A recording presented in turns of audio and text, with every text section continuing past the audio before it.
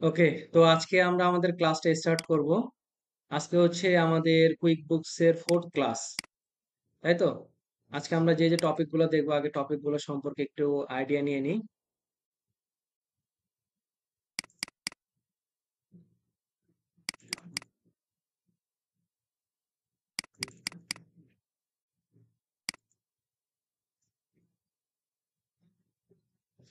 ওকে, আজকে আমরা দেখব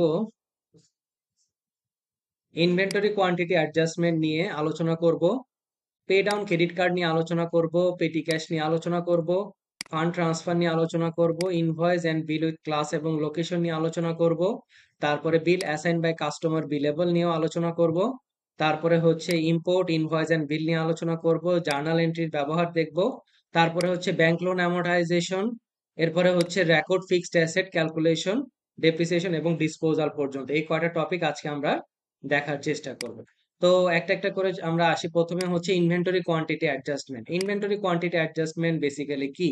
এখন আমরা ইনভেন্টরি অনেক সময় দেখা যায় যে যে কোনো কারণে আমার স্টোরের সাথে মানে আমার যে সফটওয়্যার বা আমার লেজার অ্যাকাউন্টের অনেক সময় অমিল হয়ে যায়, তাই না? তো সেক্ষেত্রে আমার ইনভেন্টরিটাকে কি করতে হয়? ভ্যালুয়েশনের জন্য অনেক ঝামেলার সৃষ্টি হয়। তো এটাকে আমরা যেভাবে প্রসেসে অ্যাডজাস্টমেন্টটা করব সেটাকে বলা হয় ইনভেন্টরি কোয়ান্টিটি অ্যাডজাস্টমেন্ট, বা অনেকে স্টক কোয়ান্টিটি অ্যাডজাস্টমেন্ট নামেও চিনে। তো এই অপশনটা আমরা পাবো হচ্ছে প্লাস নিওর আন্ডারে, আদার অপশনের মধ্যে আমরা পাবো ইনভেন্টরি কোয়ান্টিটি অ্যাডজাস্টমেন্ট। তো আমরা মোটামুটি আমাদের অ্যাকাউন্টে অলরেডি আমরা কাজ করে ফেলছি 30 ডেজ এর ট্রায়াল ভার্সনের মধ্যে। তো আমরা আগে একটু রিপোর্ট সেকশনে যাব।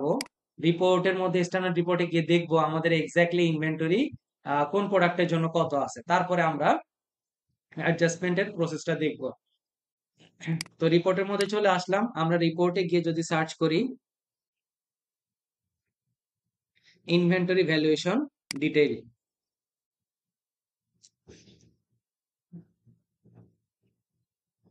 এখানে আমরা রিপোর্ট পিরিয়ড দিব হচ্ছে অল ডেট।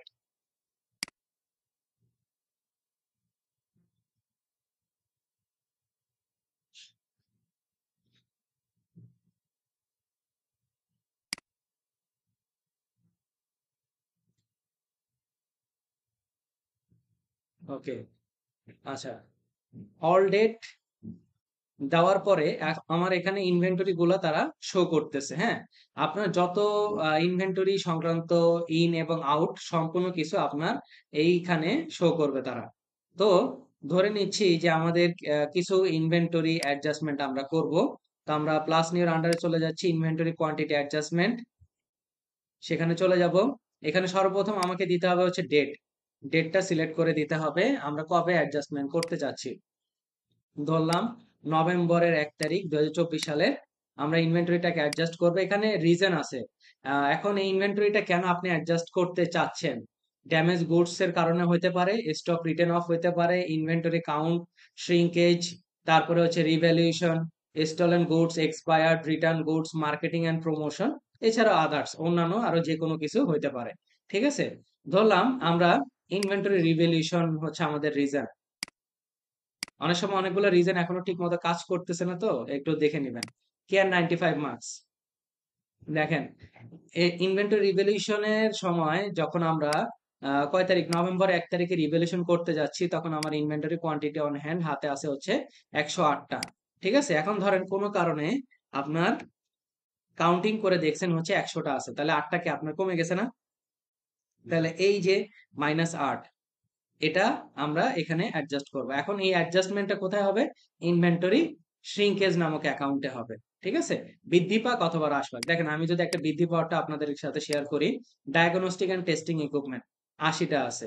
এখন যদি কোনো কারণে আমরা স্টক রিভ্যালুয়েশন, অবশ্যই রিজন কি সেম হইতে হবে, আর সেম যদি না হয় আলাদা আলাদা করে দিবেন। 85টা আছে, তাহলে আমার কয়টা বৃদ্ধি পাইছে? 5টা বৃদ্ধি পাইছে।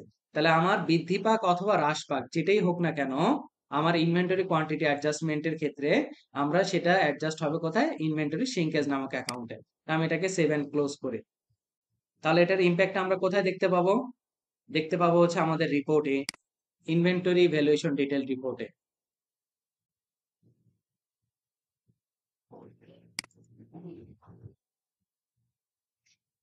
আমি একটু রিফ্রেশ করে নিব।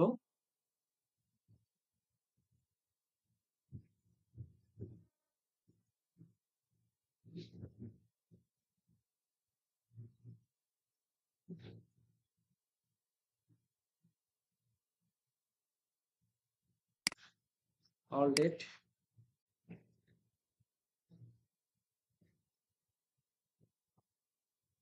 আচ্ছা, এই যে নেটওয়ার্কের ইস্যুর কারণে এই যে আপডেট হয়নি, কিন্তু আমরা ইনভেন্টরি কিন্তু অ্যাডজাস্টমেন্ট করে ফেলছি, তাই না? আমাদের ইনভেন্টরিটা কি অ্যাডজাস্টেড হয়ে গেছে না? এই যে দেখেন, আমরা রিসেন্ট ট্রানজেকশন ওই যে সেলস এর মতো অনেক সময় আমাদের প্রবলেম করতে পারে, ঠিক আছে? তো এই যে ইনভেন্টরি অ্যাডজাস্টমেন্টটা আমার এখান থেকে হয়ে গেছে। তো এভাবে করে আপনারা আপনাদের রিপোর্টটা আগে দেখবেন, রিপোর্টটা দেখে আপনারা কয়েকটা ইনভেন্টরি অ্যাডজাস্টমেন্ট দেখাবেন, ঠিক আছে?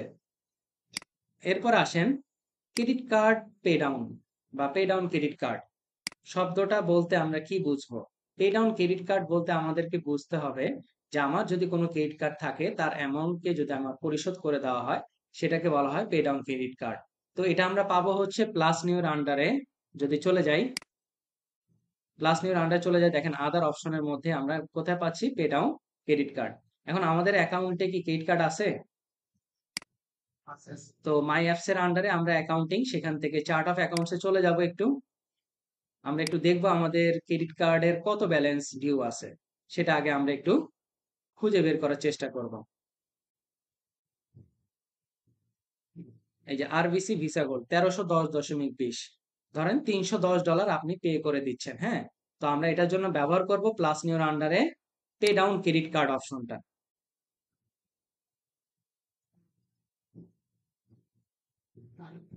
প্রথমে বলতেছে which credit card did you pay, আপনি কোন ক্রেডিট কার্ডটাকে প্রথমে পরিশোধ করবেন সেটা আপনাকে বলে দিতে হবে।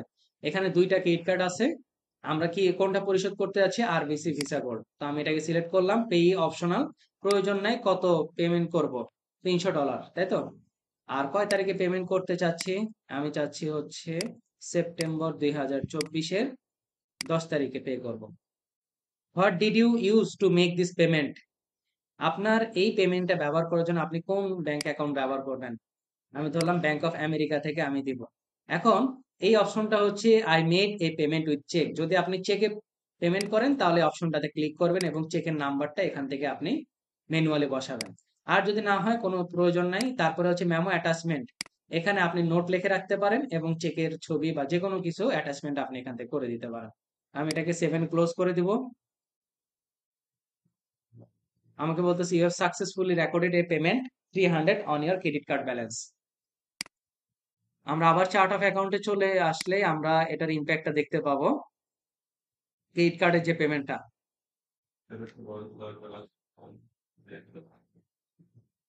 1000.20 থাকবে।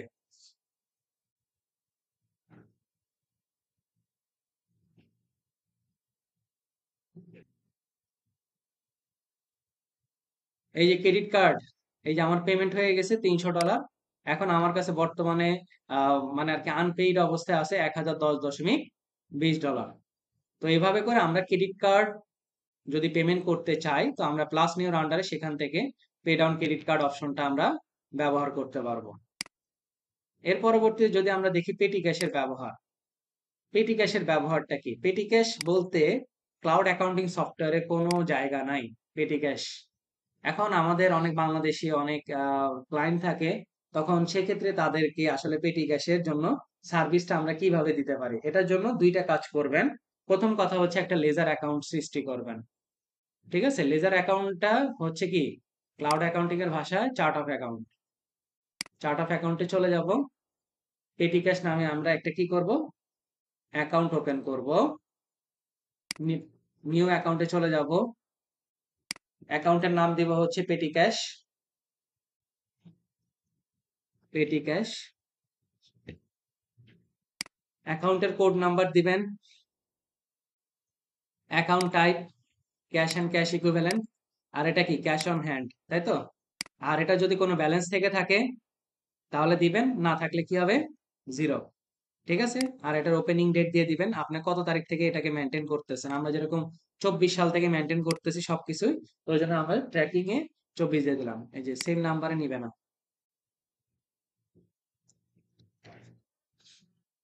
1011 দিলাম, দেখি নাই কিনা। হ্যাঁ,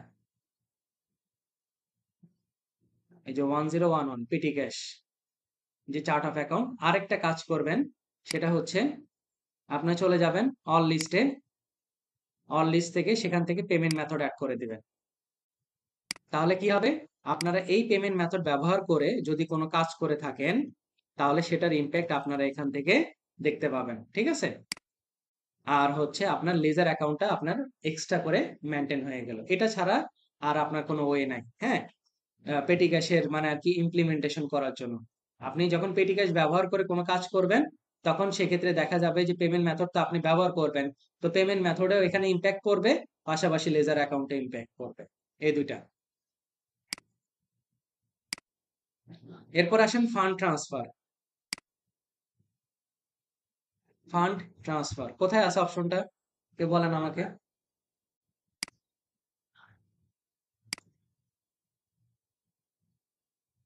ফান্ড ট্রান্সফার মানে সোজা কথা এক ব্যাংক থেকে আরেক ব্যাংকে ট্রান্সফার করা, তাই তো?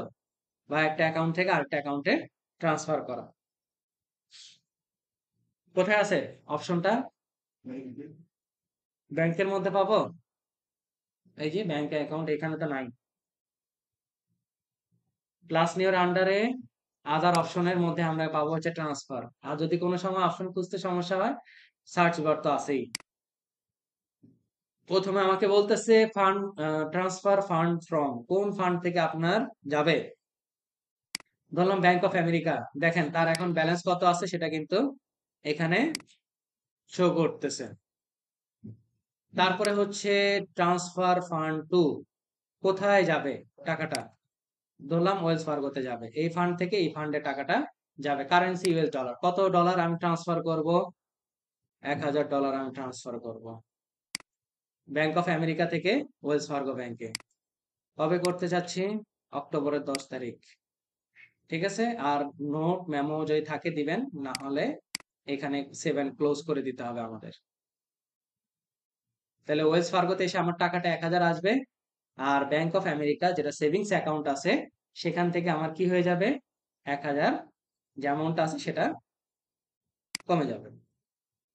রিলোড দিয়ে নিব।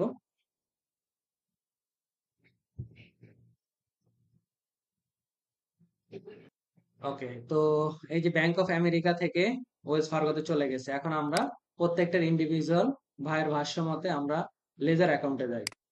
এই যে লেজার অ্যাকাউন্টে চলে আসছে ১,০০০। ঠিক আছে? আগে ছিল ১৩,২০০, সরি ১৯,৯০০ ছিল। এটাকে একটু বারটাকে পাশে নিয়ে আসি। ১৯,৯৮৬, ১,০০০ প্লাস হয়ে ২০,৯৮৬ হয়ে গেছে। তো এভাবে করে আমরা এক ব্যাংক থেকে বা একটা অ্যাকাউন্ট থেকে অন্য আরেকটা অ্যাকাউন্টে আমরা ফান্ডটাকে ট্রান্সফার করে দিতে পারি। এরপর আসেন invoice and bill with class এবং লোকেশন। ঠিক আছে? আপনাদের ফাইলে দেওয়া থাকবে invoice and bill with class location. একটা এক্সেল শিট থাকবে। ২ টা। প্রথমে হচ্ছে কাস্টমারের নেম দেওয়া আছে। তার মানে এটা কি করতে হবে ভাই? কাস্টমারের নেম দেওয়া থাকলে এটা কি করতে হয়? হুম? বিল করা লাগে, এক্সপেন্স করা লাগে, ইনভয়েস করা লাগে না সেলস রিসিভ করা লাগে? কাস্টমার কোন সময় হয়?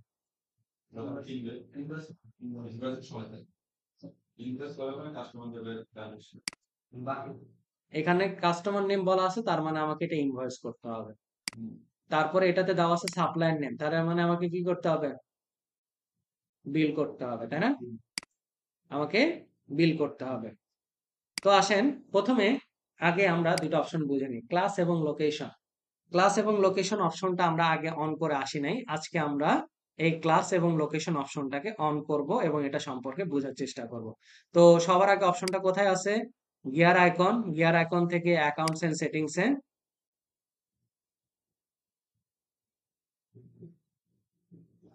সেখান থেকে আমরা চলে যাব হচ্ছে আমাদের অ্যাডভান্স।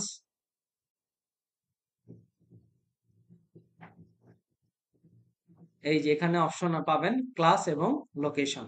অনেকের অফ থাকবে, আমারটা অন করা আছে। ঠিক আছে? এখন ক্লাস এবং লোকেশন বলতে কি বোঝায়? আপনারা যখন সুপার শপে কোনো কিছু ক্রয় করতে যান, তখন ডিফারেন্ট ডিফারেন্ট ক্যাটাগরি থাকে, তাই না? এখন আপনার ডিফারেন্ট ক্যাটাগরিটা কেন করে তারা? কেউ কি বলতে পারবেন? ডিফারেন্ট ক্যাটাগরি কেন তারা করে? হ্যাঁ? আচ্ছা, প্রফিট এন্ড লস বোঝার জন্য। আর আর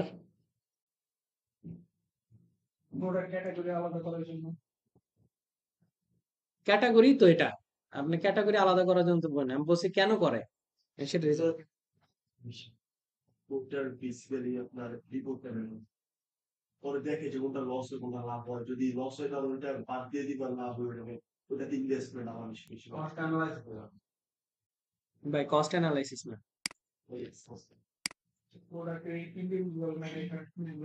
এখন আমরা যদি রিপোর্ট সেকশনে আসি, দেখেন রিপোর্ট সেকশনে আসলে আপনারা ক্লাস এবং লোকেশন অফ অন অন করার আগ পর্যন্ত এই রিপোর্ট গুলা খুঁজে পাবেন না।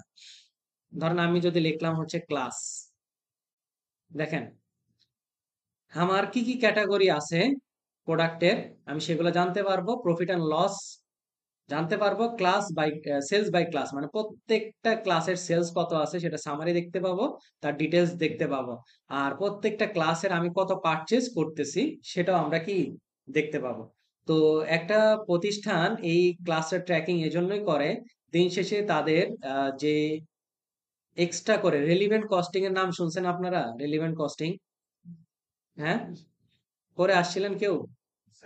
হ্যাঁ, সেখানে একটা ইয়ে ছিল যে মানে শিফট, একটা নতুন করে শিফট অ্যাড করা যাবে কি যাবে না, এরকম একটা ম্যাথমেটিক্স ছিল। তো আপনার প্রতিষ্ঠানের এই পার্টটা আপনি কি পরিচালনা করবেন কি করবেন না, এটা ডিপেন্ড করার জন্য বা এটাকে ফাইন্ড আউট করার জন্য, এনলিস্টেড করার জন্য আমরা ক্লাসটাকে ব্যবহার করি, তাই না? এখন সুপার শপে ধরেন এই এলাকায় যে ডিফারেন্ট সুপার শপ গুলো আছে, স্বপ্ন আছে, মিনা বাজার আছে, তাই না? তো এই মিনা বাজারে তারা যদি কি করে, মিনা বাজারে তারা ধরেন একটা ক্লাস নিয়ে আসলো যে হচ্ছে পারফিউমের, হ্যাঁ, পারফিউমের তারা ক্লাস নিয়ে আসছে। এখন যদি এখানের কস্টিং যদি বেশি হয়ে যায় বা যদি সেলস যদি কম হয়, তাহলে তারা কি এটা কি আর কন্টিনিউ করবে? করবে না। তাহলে এটার সম্পর্কে তারা কেনারও প্রয়োজন মনে করবে না। বা ধরেন আপনার এক্সপোর্ট ইম্পোর্টেরও বিজনেস করেন, সেভাবে যদি চিন্তা করেন যে হ্যাঁ, আপনার যে প্রোডাক্টটা আপনার লাভই হচ্ছে না, আপনি ট্র্যাকিং করে দেখলেন, তাহলে সে প্রোডাক্টটা তো আর আপনি ইম্পোর্ট করার প্রশ্ন আসবে না, তাই না? তো এই ক্ষেত্রে ক্লাসগুলো আসলে গুরুত্বপূর্ণ ভূমিকা পালন করে। তারপর লোকেশনটাও সেম, লোকেশন আপনার কোন লোকেশনে কেমন আপনার বিজনেসটা চলতেছে সেটা অবশ্যই আপনার জানার প্রয়োজন পড়ে। এই রিপোর্ট গুলা আপনার যদি অপশন অফ থাকে তাহলে কিন্তু এই রিপোর্ট গুলা কোনোটাই পাবেন না। তো আপনাদেরকে ওই অপশন গুলা আগে আপনাকে অন করে আসতে হবে। কোথায়? Gear icon, accounts and settings, সেখান থেকে অ্যাডভান্স সেটিংস, তারপরে গেলে পাবেন হচ্ছে এই যে ক্যাটাগরিজ, তার আন্ডারে ক্লাস এবং লোকেশন। এখন এখানে একটা কথা বলা আছে, warn me when a transaction is not assigned a class. মানে এই অপশনটাকে যদি ক্লিক করেন, ধরেন কোনো কারণে আপনি একটা মানে আর কি ট্রানজেকশন করছেন, সেটাকে আপনি ক্লাস দেন নাই, সে আপনাকে ওয়ার্নিং দিবেন। তারপরে বলতেছে অ্যাসাইন ক্লাসেস, এখানে বলা আছে ওয়ান টু এন্টায়ার ট্রানজেকশন, আরেকটা বলা আছে one to each row in transaction. দুইটার মধ্যে ডিফারেন্স হচ্ছে, একটা হচ্ছে সকল পুরো ট্রানজেকশনটার জন্য আপনি একটা ক্লাস অ্যাসাইন করবেন, আরেকটা হচ্ছে আপনার প্রত্যেকটা রোতে যেটা হবে সেই অনুযায়ী আপনি ক্লাস অ্যাসাইন করবেন। ধরেন প্রোডাক্ট অ্যান্ড সার্ভিস আপনার 10টা, আপনি যদি চান পুরোটা, প্রথমটা হচ্ছে ওয়ান টু এন্টার ট্রানজেকশন, 10টা প্রোডাক্টের জন্য আপনি একটা ক্লাস অ্যাসাইন করবেন। আরেকটা হচ্ছে one to each row in transaction, মানে 10টা প্রোডাক্টের জন্য 10টা ক্লাস, তাই না? হইতে পারে না? আপনি কোনো গ্রোসারি কিনতে পারেন, আপনি কোনো মেডিসিন কিনতে পারেন, তারপরে আপনি কোনো স্টেশনারি আইটেম কিনতে পারেন, তাই না? আপনি কোনো দেখা গেল যে ড্রিঙ্কস এর আইটেম কিনতে পারেন। তাহলে প্রত্যেকটা কি একই ক্লাসের অধীনে যাবে নাকি আলাদা আলাদা ক্লাসের অধীনে যাবে? তো এটা অপশনটা থাকবে one to each row in transaction, ঠিক আছে? এটাই। এখন আসেন, ক্লাস এবং লোকেশন অপশন তো অন করে আসলাম, আমরা রিপোর্টও দেখলাম যে কি কি রিপোর্ট পাওয়া যায়। তো আমরা ক্লাস এবং লোকেশন তো অ্যাড করতে হবে, তাই না? তো এই যে গিয়ার আইকনে যাব, সেখান থেকে অল লিস্টে চলে যাব। অল লিস্টে যাওয়ার পর এই যে দেখেন ক্লাস, তারপর এই যে দেখেন লোকেশন। অনেকের লোকেশন না না না থেকে অনেকের দেওয়া থাকবে হচ্ছে স্টোর, ঠিক আছে? কেউ আবার ঘাবড়ায় যান না, অনেকের পুরাতন ভার্সনে যাদের আছে তাদের এখানে লোকেশন থাকবে না, তারা লেখা থাকবে হচ্ছে স্টোর, ঠিক আছে? স্টোর লোকেশন একই জিনিস। এখন আসেন ক্লাস, এখানে আপনাকে বলেই দিছে displays the class you can use to categorize your accounting transaction, মানে আপনি ক্যাটাগরাইজ করতে চাচ্ছেন আপনার অ্যাকাউন্টিং ট্রানজেকশন যেগুলো আপনার এখানে ডিসপ্লে করতেছে। তো ক্লাস অপশনে ক্লিক করবেন, এই যে ক্লিক করার পরে এখান থেকে আপনার ক্লাসগুলো দিতে হবে। তো এই যে আপনাদের যে ফোল্ডারটা দিলাম, সেই ফোল্ডারের মধ্যে প্রত্যেকটা ক্লাস এবং প্রত্যেকটা লোকেশন ইন্ডিভিজুয়াল কি দেওয়া আছে। তো সবাই কি করবেন, ক্লাস লোকেশন গুলা অন করে নেবেন। ধরেন আমি যদি কয়েকটা ক্লাস অ্যাড করি, বা আমার কি একটা ক্লাস অ্যাড করব, হচ্ছে নিউতে চলে যাব, ডান পাশে কর্নারে নিউ থেকে ধরলাম হচ্ছে মার্কস, মার্কসের জন্য একটা ক্লাস, এটা সাব ক্লাস হবে কিনা সেটা যদি না হয় এভাবে থাকো। এই যে দেখেন মার্কস নামে কি একটা ক্লাস কি হয়ে গেছে, অ্যাড হয়ে গেছে। তারপরে আপনি চাচ্ছেন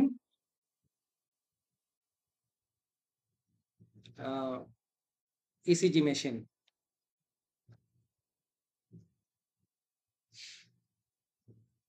ইসিজি মেশিন এটাও একটা ক্লাস আমি করলাম, ঠিক আছে। ইসিজি মেশিনে আরো অনেক ক্যাটাগরি থাকতে পারে, তাই না? তো আমি ক্লাসগুলাকে অ্যাসাইন করলাম। এখন প্রত্যেকটা ওই যে পেমেন্ট মেথডের মতো আপনি এগুলার প্রত্যেকটা রিপোর্ট দেখতে পাবেন যখন এই মেথড গুলো ব্যবহার, সরি, এই ক্লাসগুলো ব্যবহার করে আপনি ট্রানজেকশন গুলো করবেন। এখন ধরেন আমি একটা ইনভয়েস করতে চলে যাই, ইনভয়েসে যাওয়ার পরে এইখানে খেয়াল করেন, আমার ইনভয়েসে মোটামুটি আমরা সবই দেখে আসছি, বাট এই যে এখানে নতুন করে আসছে স্টোর বা লোকেশন, আর এই যে দেখেন ক্লাস। আমি তখন কি দিছিলাম, ক্লাসের কন্ডিশনটা 1 টু এন্টায়ার নাকি 1 to each row in transaction, on to each row in transaction. এই যে দেখেন, এই জন্য প্রত্যেকটার জন্য আলাদা আলাদা আপনি অ্যাসাইন করতে হবে। যদি এন্টায়ার করে দিতেন তাহলে কি হতো জানেন, এই যে লোকেশনের মতো একটাই থাকতো আপনার এখানে, ঠিক আছে। তো আসেন আমি যদি একটা ইনভয়েস করি, জেসিকা টেলরের নামে আমি একটা ইনভয়েস করব মে মাসের 1 তারিখে। লোকেশন, এখন লোকেশন তো অ্যাড করে আসি নাই, চাইলে ওইখানেও অ্যাড করতে পারতাম বা এখানেও আমি অ্যাড করতে পারবো। ধরেন আমি এখানে অ্যাড নিউতে চলে যাব, একদম সিম্পলি করা যাবে, নিউ ইয়র্ক দিয়ে এখানে আমি সেভ করে দিতে পারি। তারপরে product and service, can 95 marks কয়টা, এটা 10টা সেল করব, এটা রেট 280, ট্যাক্স 10% ট্যাক্স। এই যে দেখেন ক্লাস, এটা কি মার্কসের মধ্যে পড়তেছে না ক্যাটাগরি? এই যে দেখেন, আপনি চাইলে এখান থেকেও অ্যাড নিউতে অ্যাড করে দিতে পারেন, ঠিক আছে। ওইখানে গিয়ে যে অ্যাড করতে হবে এমন কোনো কথা নাই। তো এটা মার্কসের ক্যাটাগরিতে পড়বে, আপনাদের ফাইলে যেভাবে আছে সেভাবে করবেন, যে মার্কস ক্যাটাগরি ওয়াইজ আমরা দিয়ে দিলাম, কি হলো, দিয়ে আমরা এটাকে 7 ক্লোজ করে দেব। ইনভয়েস 1012।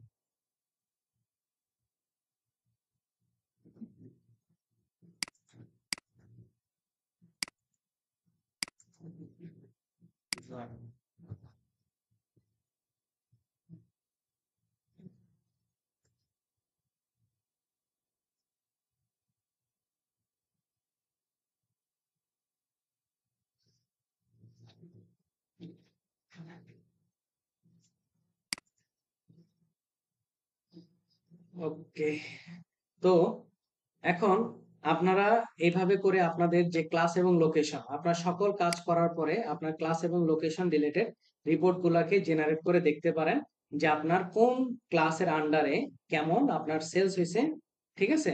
এই প্রত্যেকটা জিনিস, বা কোন ক্লাসের আন্ডারে আপনি কত পারচেস করছেন, তারপর প্রফিট অ্যান্ড লস, সম্পূর্ণ জিনিসগুলো আপনারা দেখতে পারবেন। এটা হচ্ছে ক্লাস এবং লোকেশনের যে ব্যাপারটা। এরপর আসেন বিল অ্যাসাইন বাই কাস্টমার বিলেবল, সব থেকে ইন্টারেস্টিং একটা জিনিস। আমি আর কি নিজে নামটা দিছি বিল অ্যাসাইন বাই কাস্টমার বিলেবল। আপনাদের ফোল্ডার একটা থাকবে, এই যে দেখেন বিল অ্যাসাইন বাই কাস্টমার, এই ফোল্ডারটা থাকবে। আচ্ছা, এমনও কি হয়েছে আপনাদের সাথে যে কোন একটা প্রোডাক্ট আপনি কিনছেন, কারো কাছ থেকে কিনছেন, ধরেন 100 টাকা দিয়ে আপনি কিনছেন, অন্য আরেকজনের কাছে সেটা বিক্রি করছেন 130 টাকা বা 40 টাকা, এরকম কি হয়? হ্যাঁ, কারো কাছ থেকে আপনি বাকিতে কোন একটা কিছু কিনে নিয়ে আসছেন, সেটা কারো কাছে আবার আপনি বাকিতে সেল করে দিচ্ছেন এট দ্য সেম টাইম, মানে আপনি এক হাতে পারচেজ করছেন, এক হাতে সেটাকে সেল করতেছেন। হ্যাঁ, শেয়ার শেয়ার এখন এর মধ্যে কি কিছুটা প্রফিট মার্জিন থাকে না? প্রফিট মার্জিন না থাকলে তার বিজনেস করবেন না, তাই না? তো এই, এটার নামে আমি দিছি বিল অ্যাসাইন বাই কাস্টমার বিলেবল। তো এই অপশনটা আগে আমরা কোথায় পাবো? গিয়ার আইকনে চলে যাব, সেখান থেকে অ্যাকাউন্টস এন্ড সেটিংস,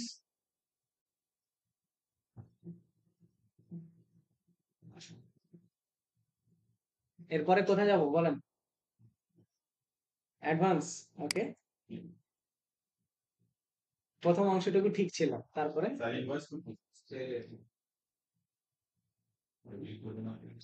এক্সপেন্সে গেলে পাবো ভাই, কারণ আমাকে তো আই কিনতে হবে, না কিনলে আমি বিক্রি করবো কার কাছে? তো এই যে দেখেন এক্সপেন্সের মধ্যে এখানে একটা option make expense and item billable, এগুলো নিয়ে আমার ইন্ডিভিজুয়াল ভিডিও দেওয়া আছে আমার চ্যানেলে, ওগুলো তো দেখেন না আপনারা।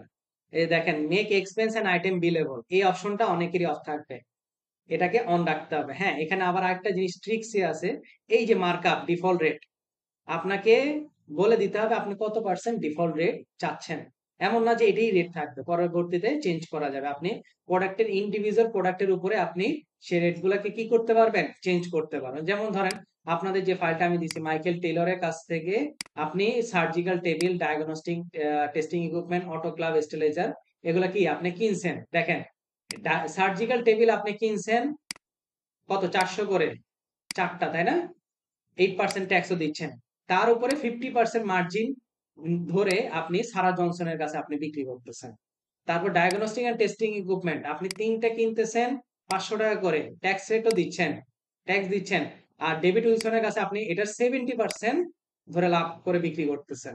তারপর অটোক্ল্যাভ স্টেরিলাইজার, এটা আপনি দুইটা কিনতেছেন 200 করে, ট্যাক্সও দিচ্ছেন। লুরা ইভান্সের কাছে আপনি সেটা 65%-এ সেল করতেছেন। আমি কথা বুঝাতে পারছি? তো এট দ্য সেম টাইম আমি কিনতেছি, কিনার পরে সেটা আমি ইন্ডিভিজুয়াল কাস্টমারের কাছে সেটা বিক্রি করতেছি, তাই তো? এরকম তো ঘটে, সচরাচর ঘটে, তাই না? এই কাজটা আমরা কিভাবে করব? তো আপনারা অবশ্যই ডিফল্ট রেট দিবেন। যদি আপনারা এখানে মার্কআপ ডিফল্ট রেট না দেন, তাহলে কিন্তু আপনার মার্কআপের কলাম আপনি অ্যাড করতে পারবেন না। ঠিক আছে, মার্কআপের জন্য এখানে কলামটা আনার জন্য আপনাকে অন্ততপক্ষে বাই ডিফল্ট একটা রেট আপনাকে দিতে হবে, আর এই অপশনটা আপনাদের অন করে দিতে হবে। তো আমার যেহেতু অন আছে, আমি আর কিছু করলাম না, আমি এখন চলে যাব বিল করতে, মানে বাকিতে কিনতে। এই যে বিল,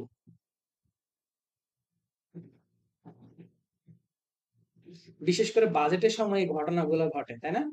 যে সময় বাজেট হবে, দাম বাড়বে বাড়বে, তখন অনেকেই কি করে, বাকিতে কিনে আরেকজনের কাছে বিক্রি করে দেয়, ওই যে লাভের আশায়। আচ্ছা, দেখেন এই যে দেখেন তো বিলের চেহারাটা একটু অন্যরকম হয়ে গেছে অপশন গুলো অন করার পরে। এই যে বিলেবল, মার্কআপ, সেলস অ্যামাউন্ট, কাস্টমার, এগুলো আসছে না? আর কি বিলের মধ্যে ছিল এগুলা? এই বিলেবল, মার্কআপ, সেলস অ্যামাউন্ট, কাস্টমার। তো আসেন আমরা একটা বিল করার চেষ্টা করি। আমেরিকান এআই একটা বিল করব, জুন মাসের 1 তারিখ। ঠিক আছে, ডিউ ডেট অটোমেটিক চলে যাবে। লোকেশন এখানে বাই ডিফল্ট দেওয়া আছে, আপনারা ব্যাক স্পেস দিয়ে কেটে দেন, লোকেশনের দরকার নাই। Product and service,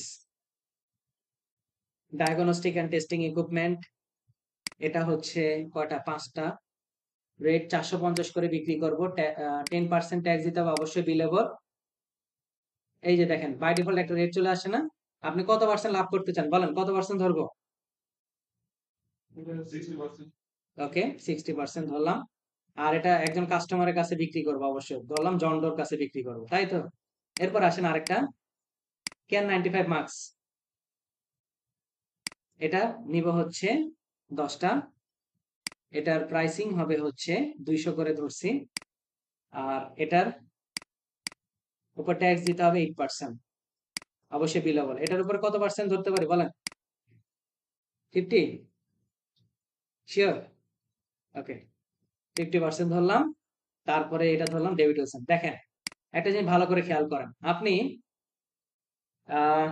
American AI সাপ্লায়ারের কাছ থেকে কি করতেছেন, জুন মাস 1, 2024-এ ডায়াগনস্টিক এন্ড টেস্টিং ইকুইপমেন্ট $2,250 আপনি কিনতেছেন, তাই না?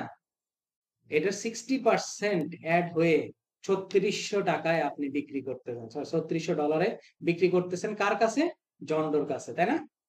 তারপর ক্যান 95 মার্কস কিনতেছেন 10টা, $200 করে, $200 করে, $2000 পারচেজ ট্যাক্স ধরার পরে 50% প্লাস মানে মার্কআপ প্রফিট অ্যাড করে আপনি $3000 আপনি কি করতেছেন, ডেভিড উইলসনের কাছে বিক্রি করতেছেন। আচ্ছা, তাহলে আমরা তো বিল করে ফেলবো। তাহলে কি ইনভয়েস কি ডিরেক্ট হয়ে যাবে? বলেন তো আপনাদের কি মনে হয়?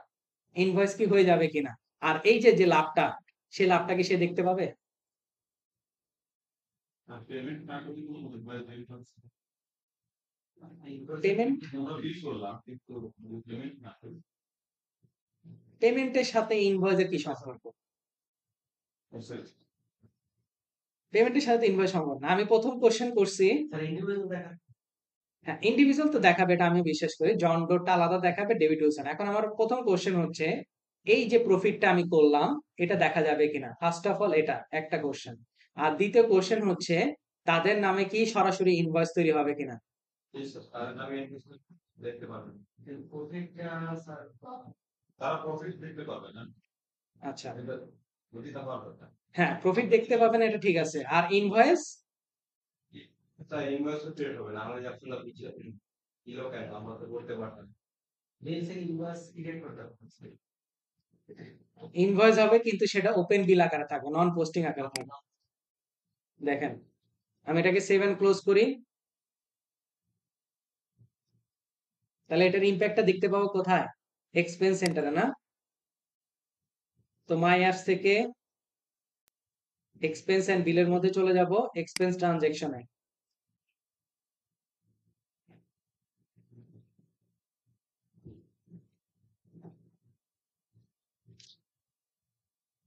মাত্র কত নাম্বার? এই যে আমেরিকান এআই, তাই না? এটাই তো করছি। ওকে, আমি এটাকে একটু ভিউ এন্ড এডিট করি, দাঁড়ান, ডুপ্লিকেট করে নিই, এটাকে ভিউ এন্ড এডিট করি।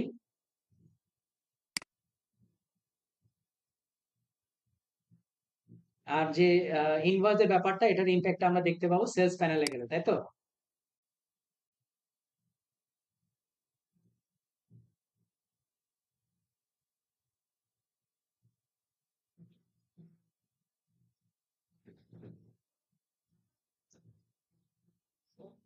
সেলস এন্ড গেট পেডে চলে যাব, সেলস ট্রানজেকশনে চলে যাব, অল ট্রানজেকশন, অল ডেট।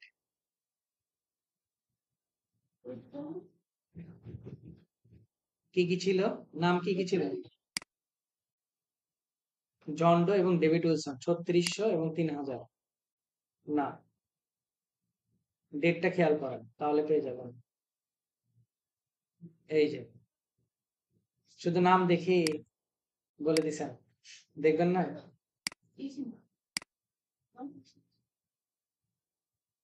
কি টাইপটা কি সেটা তো দেখতে হবে, এমন দেখতে হবে না। এই যে দেখেন, মার্কআপ 50% মার্কআপে ডেভিড উইলসনের কাছে। তারপরে হচ্ছে বিলেবল চার্জেস, জন ডো 60% মার্কআপে, তার অ্যামাউন্ট কত? ৩৬০০, তাই না? এই যে দেখেন, তাদের স্ট্যাটাসটা কি আছে? ওপেন।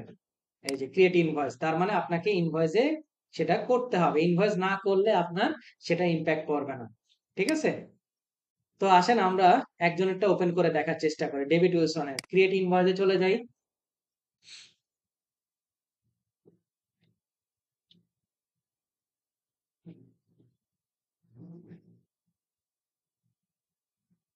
এই যে দেখেন, 50% মার্কআপ আমাকে এখানে বলে দিছে, your customer won't C this, মানে আপনার কাস্টমার এটা কি কোনোদিনই দেখতে পারবে না। আর সে যদি দেখতে পারতো, তাহলে তো আপনার কাছ থেকে সে কোনোদিনও কিনতোই না, তাই না? সে ওই ব্যক্তির কাছ থেকে ডিরেক্ট কিনতো, আপনার মাধ্যমে ভায়া কেন হইতে যাবে সে? এরকম কিন্তু ঘটে, হ্যাঁ। ওই যে দেখা গেল যে মোবাইল কিনতে যাবেন, ধরেন আপনারই কোনো পরিচিত কারো ফোন আছে, সে এখন মানে আর কি বলতেছে, আচ্ছা ঠিক আছে ভাই, আপনি আমার কাছে ফোনটা নিয়ে যান, অথচ দেখা গেল ফোনটা হইতেছে আরেকজনের, তাই না? আরেকজন যে দাম বলছে সেখান থেকে একটু বেশি বাড়ায় আপনার কাছ থেকে সে নিয়ে নিল, মাঝে দিয়ে তার কি একটা কমিশন বা চার্জ কি সে ধরে ফেলছে। তো এটাই হয়। তা আমি এটাকে 7 ক্লোজ করে দিলাম। দেখেন, ইনভয়েস 1013। এই যে দেখেন, এখন ডেভিড উইলসনের যেটা থাকবে সেটার স্ট্যাটাসটা হয়ে যাবে কনভার্টেড হয়ে, এই যে দেখেন ডেভিড উইলসনের। এখন আমি যদি এটাকে ভিউ এডিট করি, ভিউ এডিট করার চেষ্টা করি, এখান থেকে আমি একটু প্রিন্ট আউটে যাই, তাহলে আমরা বুঝতে পারবো। মোর অপশন থেকে, সরি, কাস্টমাইজ থেকে মাই টেমপ্লেট, প্রিন্ট আউট প্রিভিউতে যাই, তাহলে দেখতে পাবো যে আমার এই 50% মার্কআপটা তারা শো করতেছে কিনা ইনভয়েসের মধ্যে। একটু এনশিওর হয়ে নেই, নাহলে তো পরে ঝামেলা হয়ে যাবে। এই যে দেখেন, আছে কি? হ্যাঁ, নাই। বুঝাইতে পারছি? তো এভাবে করে এট দ্য সেম টাইম আপনি বিল করবেন। বিল করার পরে তারপরে সেটা কি হয়ে যাবে? ইনভয়েসে কনভার্ট হয়ে যাবে। তবে অবশ্যই সেটা কি থাকবে? ওপেন আকারে থাকবে। তার স্ট্যাটাসটা থাকবে হচ্ছে ওপেন। এর পরবর্তীতে আপনি ইনভয়েসে সেটাকে কনভার্ট করে তারপরে আপনি কি করতে পারেন? এটাকে ইনভয়েসে রূপান্তর করতে পারেন।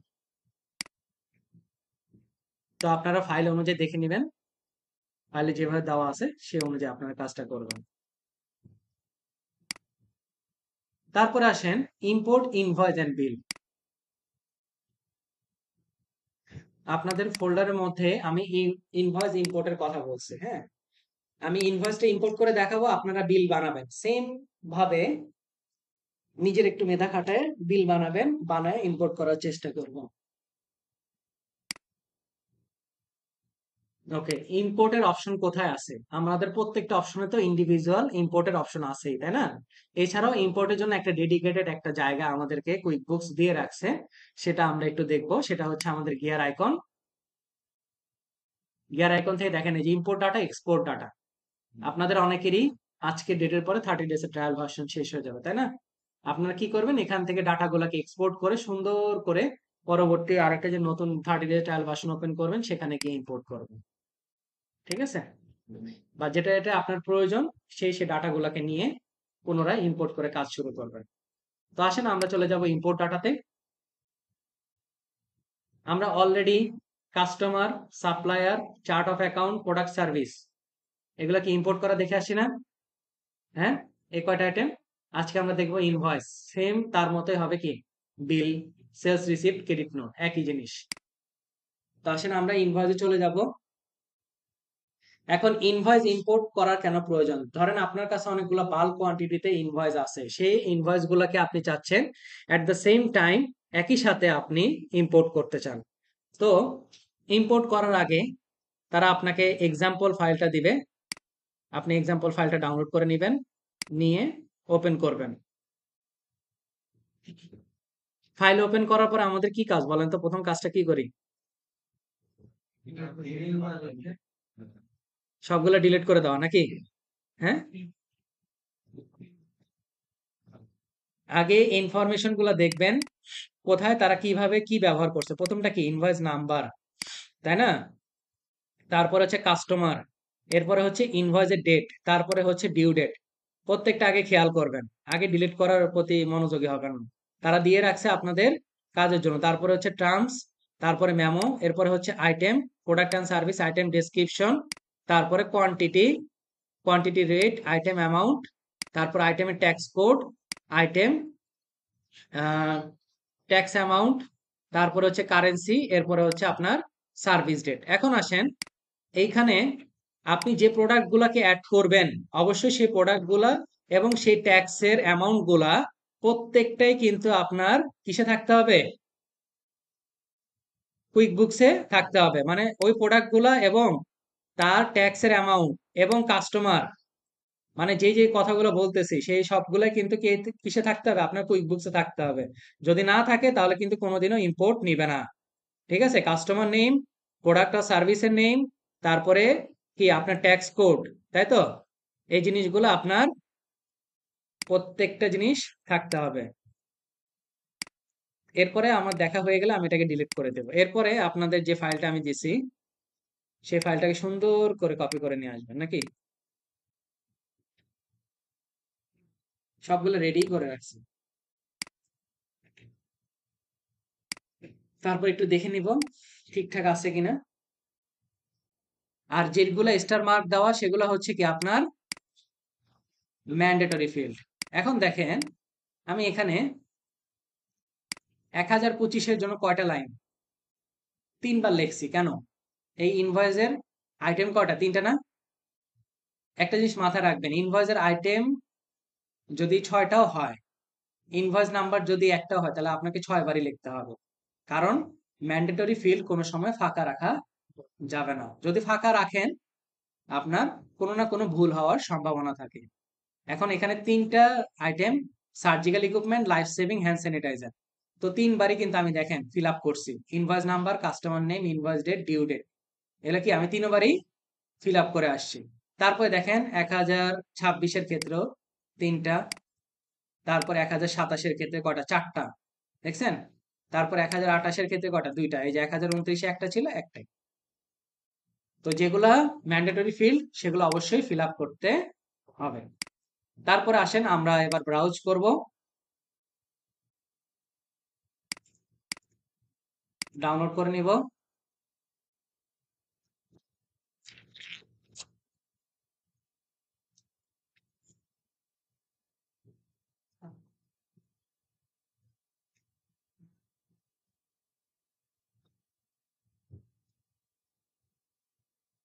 ওকে।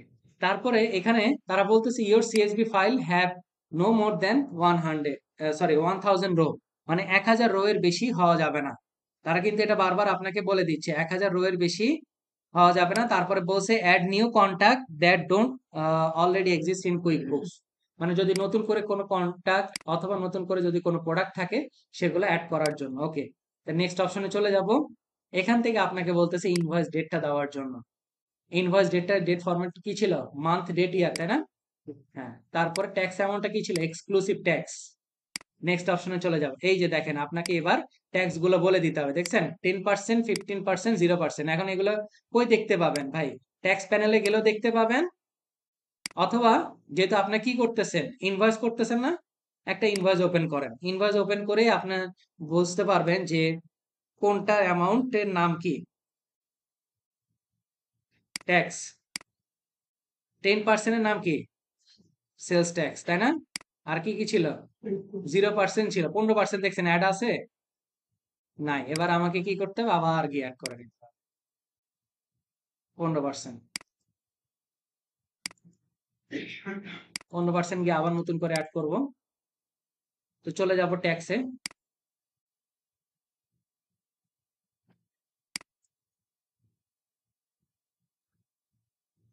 এখান থেকে অ্যাড ট্যাক্সে চলে যাব।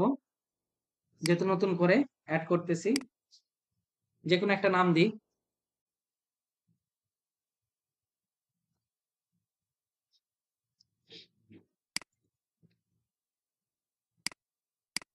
Frequency quarterly, reporting method cash, 15%।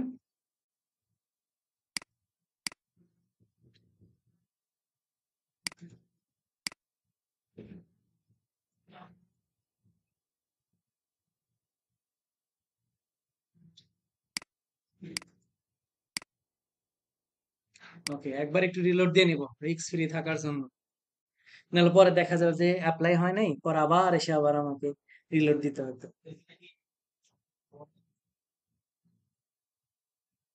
আচ্ছা, এবার আমরা ইম্পোর্টে ইনভয়েসে চলে যাই। ইম্পোর্ট ইনভয়েসে যাব।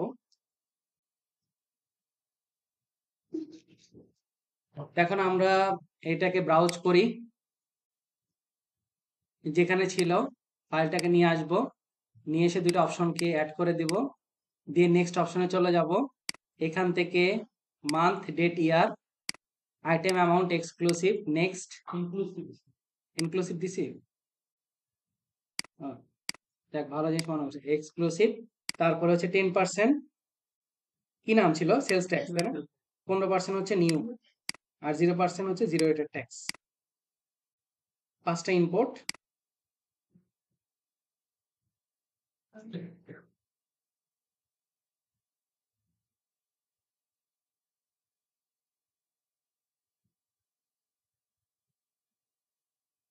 ওকে, এবার আমরা ইনভয়েস গুলো দেখতে পাবো কোথায়?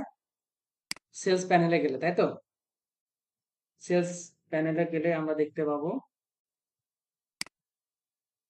সেলস ট্রানজেকশনে চলে যাব। All transaction, all date. আমার নাম্বারগুলো কি কি ছিল দেখছি কি আমরা? আমি একটু যদি দেখে আসি।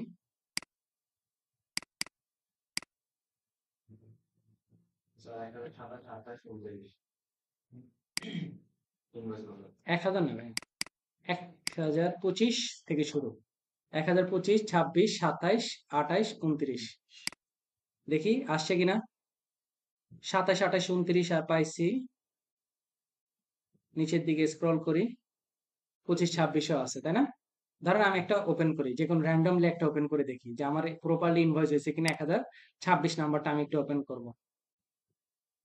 পরবর্তীতে এডিট করা যাবে, এমন না যে একেবারে এডিট করা যাবে না, এডিটেবল।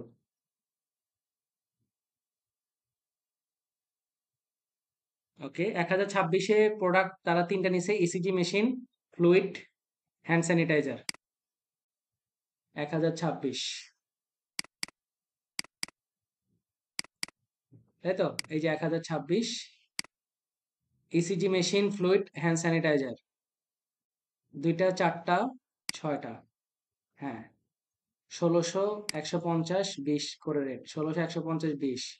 তার ট্যাক্স অ্যামাউন্ট 10%, 15% এবং 10%। এই যে সেলস ট্যাক্স, নিয়ত 15 ট্যাক্স, তারা কি সবগুলাই আমার কি প্রপারলি তারা নিয়ে নিছে। এভাবে করে আপনারা যখন বাল্ক কোয়ান্টিটিতে ইনভয়েস থাকবে তখন একসাথে একটা এক্সেল ফাইল বানায়, সিএসভি ফাইল বানায় সেখানে ইম্পোর্ট করে দিতে পারবেন।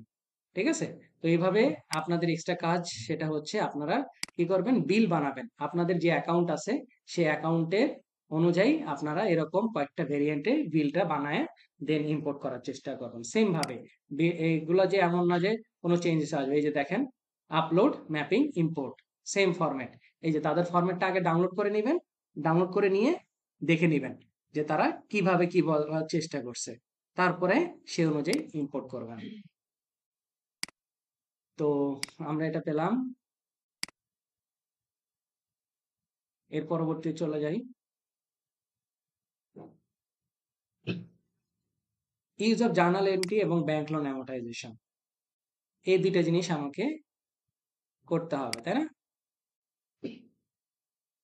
জার্নাল পছন্দ করেন তো সবাই নাকি মোটামুটি? না না, হ্যাঁ, কোনো সমাধান না থাকলে একটাই সমাধান, সেটা হচ্ছে জার্নাল, নাকি? লাস্ট অপশন, ওই যে ঋণের শেষ আশ্রয়স্থলের মতো, অ্যাকাউন্টিং এর শেষ আশ্রয়স্থল হচ্ছে জার্নাল, শুরু এবং শেষ। আচ্ছা, এখন ব্যাংক লোন অ্যামortization। ব্যাংক লোন অ্যামortizationটা হচ্ছে যে আপনার ঋণ পরিশোধকরণ সূচি, তাই না? সেটা আমরা আগেও করে আসছি, ঋণ পরিশোধকরণ সূচি। ঠিক আছে, ঋণ পরিশোধকরণ সূচি। এখন এই ঋণ পরিশোধকরণ সূচির মধ্যে কি কি থাকে, আপনি কয় তারিখে পেমেন্ট করছেন, আপনার ওপেনিং ব্যালেন্স কত আছে, আপনার ইন্টারেস্ট কত আছে, আপনার প্রিন্সিপাল অ্যামাউন্ট কত, কত আপনি ইনস্টলমেন্ট দিয়েছেন। একটা ইনস্টলমেন্ট অ্যামাউন্টের মধ্যে কি কি জিনিস থাকে, একটা ইনস্টলমেন্ট অ্যামাউন্টের মধ্যে কি কি জিনিস থাকে, মানে ইন্টারেস্ট অ্যামাউন্ট আর প্রিন্সিপাল অ্যামাউন্ট দুটাকে মিলে হয় ইনস্টলমেন্ট অ্যামাউন্ট। আর কি এন্ডিং প্রিন্সিপাল, এই কয়টা জিনিস আমার কি লোন অ্যামortization শিডিউলের মধ্যে থাকে। এখন এই শিডিউলটা কই পাবেন? আপনার ক্লায়েন্টকে বললে ক্লায়েন্ট ব্যাংকের কাছ থেকে সেটা নিয়ে দিবে আপনাকে। ঠিক আছে, কারণ প্রত্যেকটা ব্যাংক যখন লোন প্রোভাইড করে তখন কিন্তু তারা কি করে, এরকম একটা শিডিউল মেনটেন করে। ঠিক আছে, দেখেন এখানে আপনার ক্লায়েন্ট একটা লোন নিয়ে আসে, 7 লক্ষ টাকা লোন নিয়ে আসছে।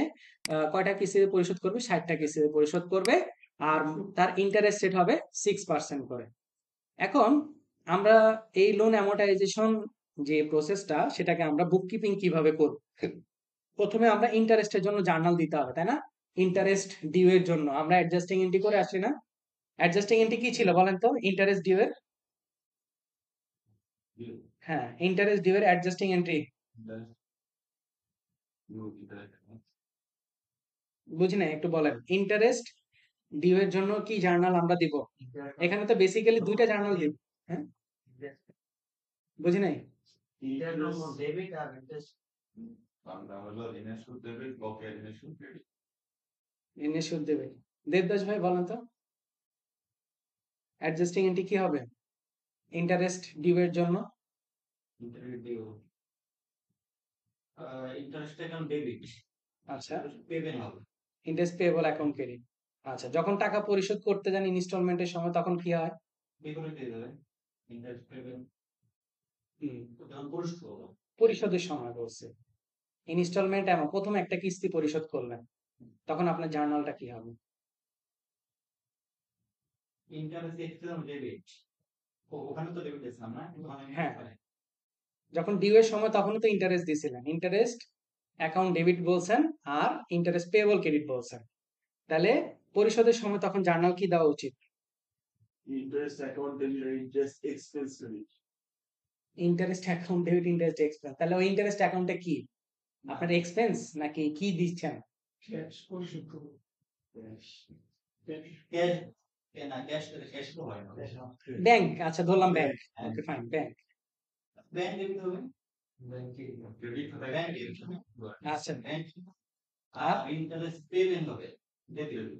আচ্ছা, এই যে পেয়েবলে যে জার্নালটা বা পেয়েবলে যে ঝামেলাটা, আমরা যারা প্র্যাকটিক্যাল লাইফে কাজ করি পেয়েবলটাকে আনিই না।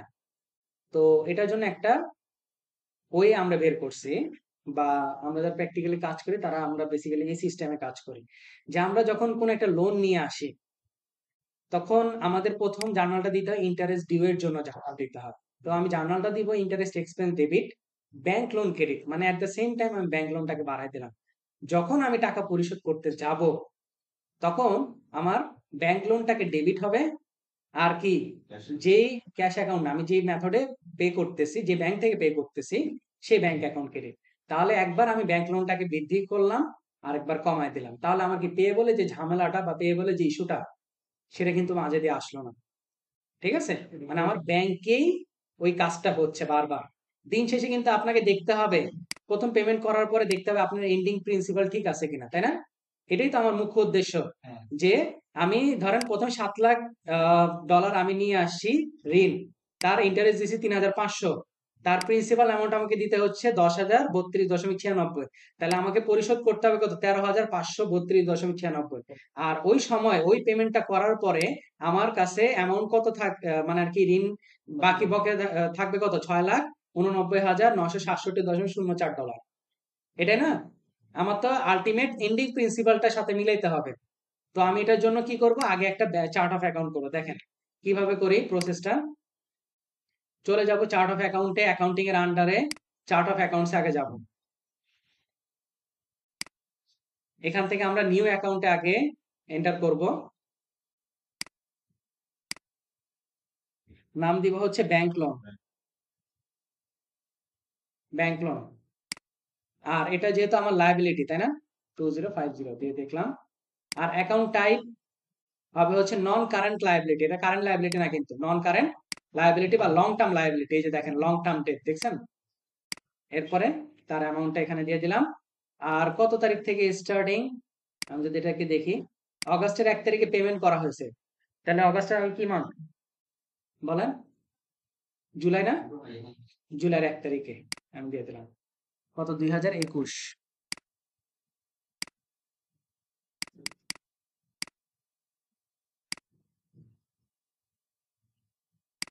2021 দিয়ে আমি এটাকে সেভ করে দিছি।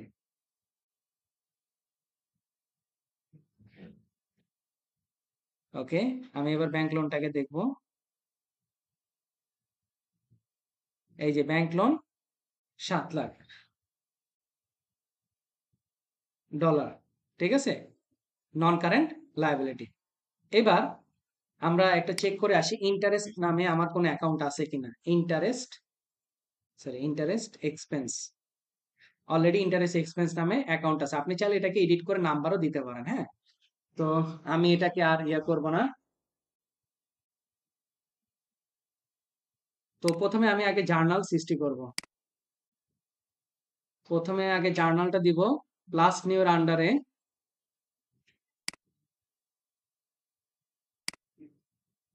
প্লাস নিউর আন্ডারে সেখান থেকে আগে জার্নালটা দিব। প্রথম জার্নালটা দিব ইন্টারেস্ট আমার যে ডিউ হচ্ছে সেই জার্নালটা আমরা প্রোভাইড করব। ঠিক আছে, জুলাই মাসের 2021 এর 31 তারিখে প্রথম জার্নালটা আমরা পে করব হচ্ছে ইন্টারেস্ট এক্সপেন্স ডেবিট আর হচ্ছে কি আমার ব্যাংক লোন ক্রেডিট, তাই তো? Interest expense debit bank loan, interest expense debit bank loan credit. কত অ্যামাউন্ট আমার? যদি পরিশোধ অ্যামাউন্ট হচ্ছে কত? 3,500।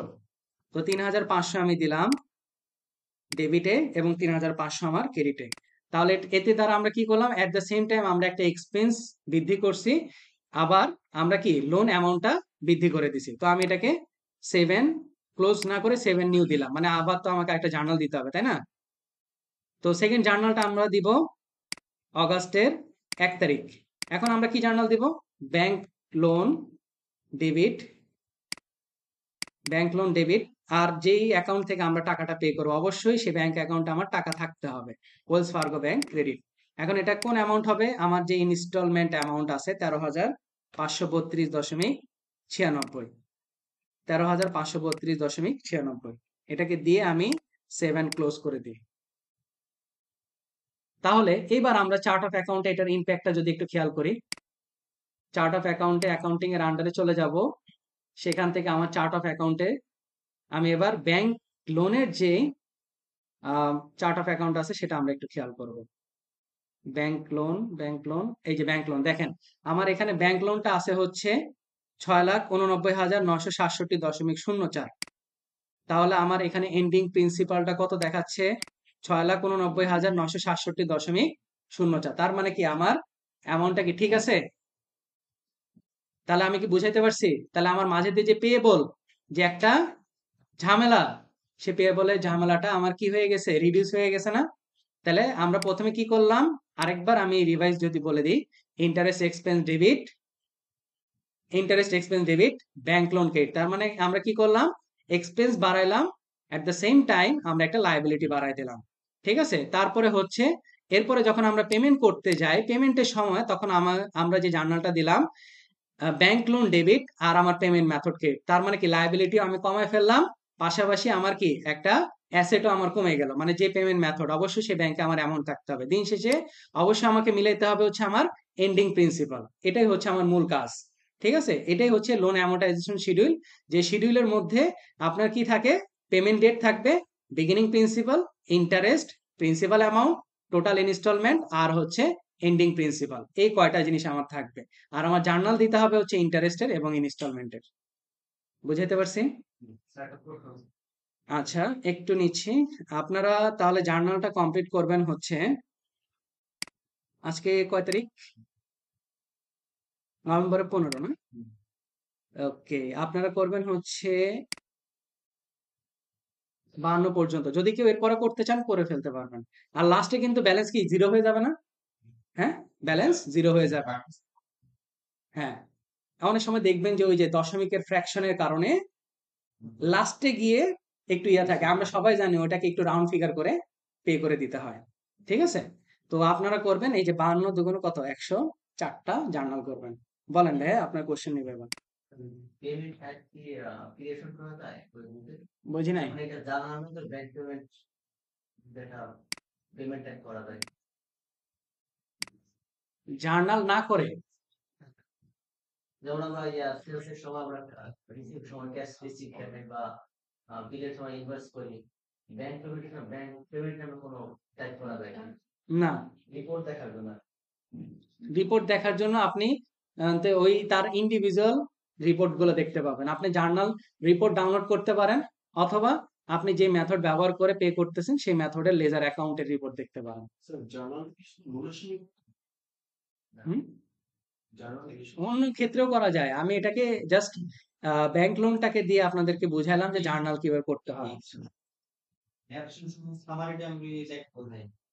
ন্যারেশন সহ সামারি দেখবেন। ন্যারেশন কি দিছেন? দেন নাই তো, জার্নালের সময় দেন নাই। জার্নালের সময় যদি দিতেন, এই যে এখানে হচ্ছে ডেসক্রিপশন দিতে হবে। ঠিক আছে? ডেসক্রিপশন দিলে আপনার ন্যারেশনে থাকবে, মাথায় রাখবেন। আর রিপোর্ট দেখবেন হচ্ছে রিপোর্ট সেকশনে চলে যাবেন, সেখান থেকে চলে যাবেন হচ্ছে স্ট্যান্ডার্ড রিপোর্ট। রিপোর্ট জেনারেট করতে হবে আপনার। রিপোর্টটা হচ্ছে জার্নাল রিপোর্ট। কি নাম? জার্নাল রিপোর্ট, অন্য রিপোর্ট না কিন্তু। হ্যাঁ, এই যে জার্নালে যে রিপোর্টটা আছে আমরা সেটাকে কাস্টমাইজ করে নিবেন। আবার অনেকগুলো দেখে আবার ঘাবড়ে যেতে পারেন। কাস্টম করে নিবেন আপনার কোন সময় থেকে কোন সময় চাচ্ছেন, তাই না? জুলাই, জুলাই ছিল না? এপ্রিল,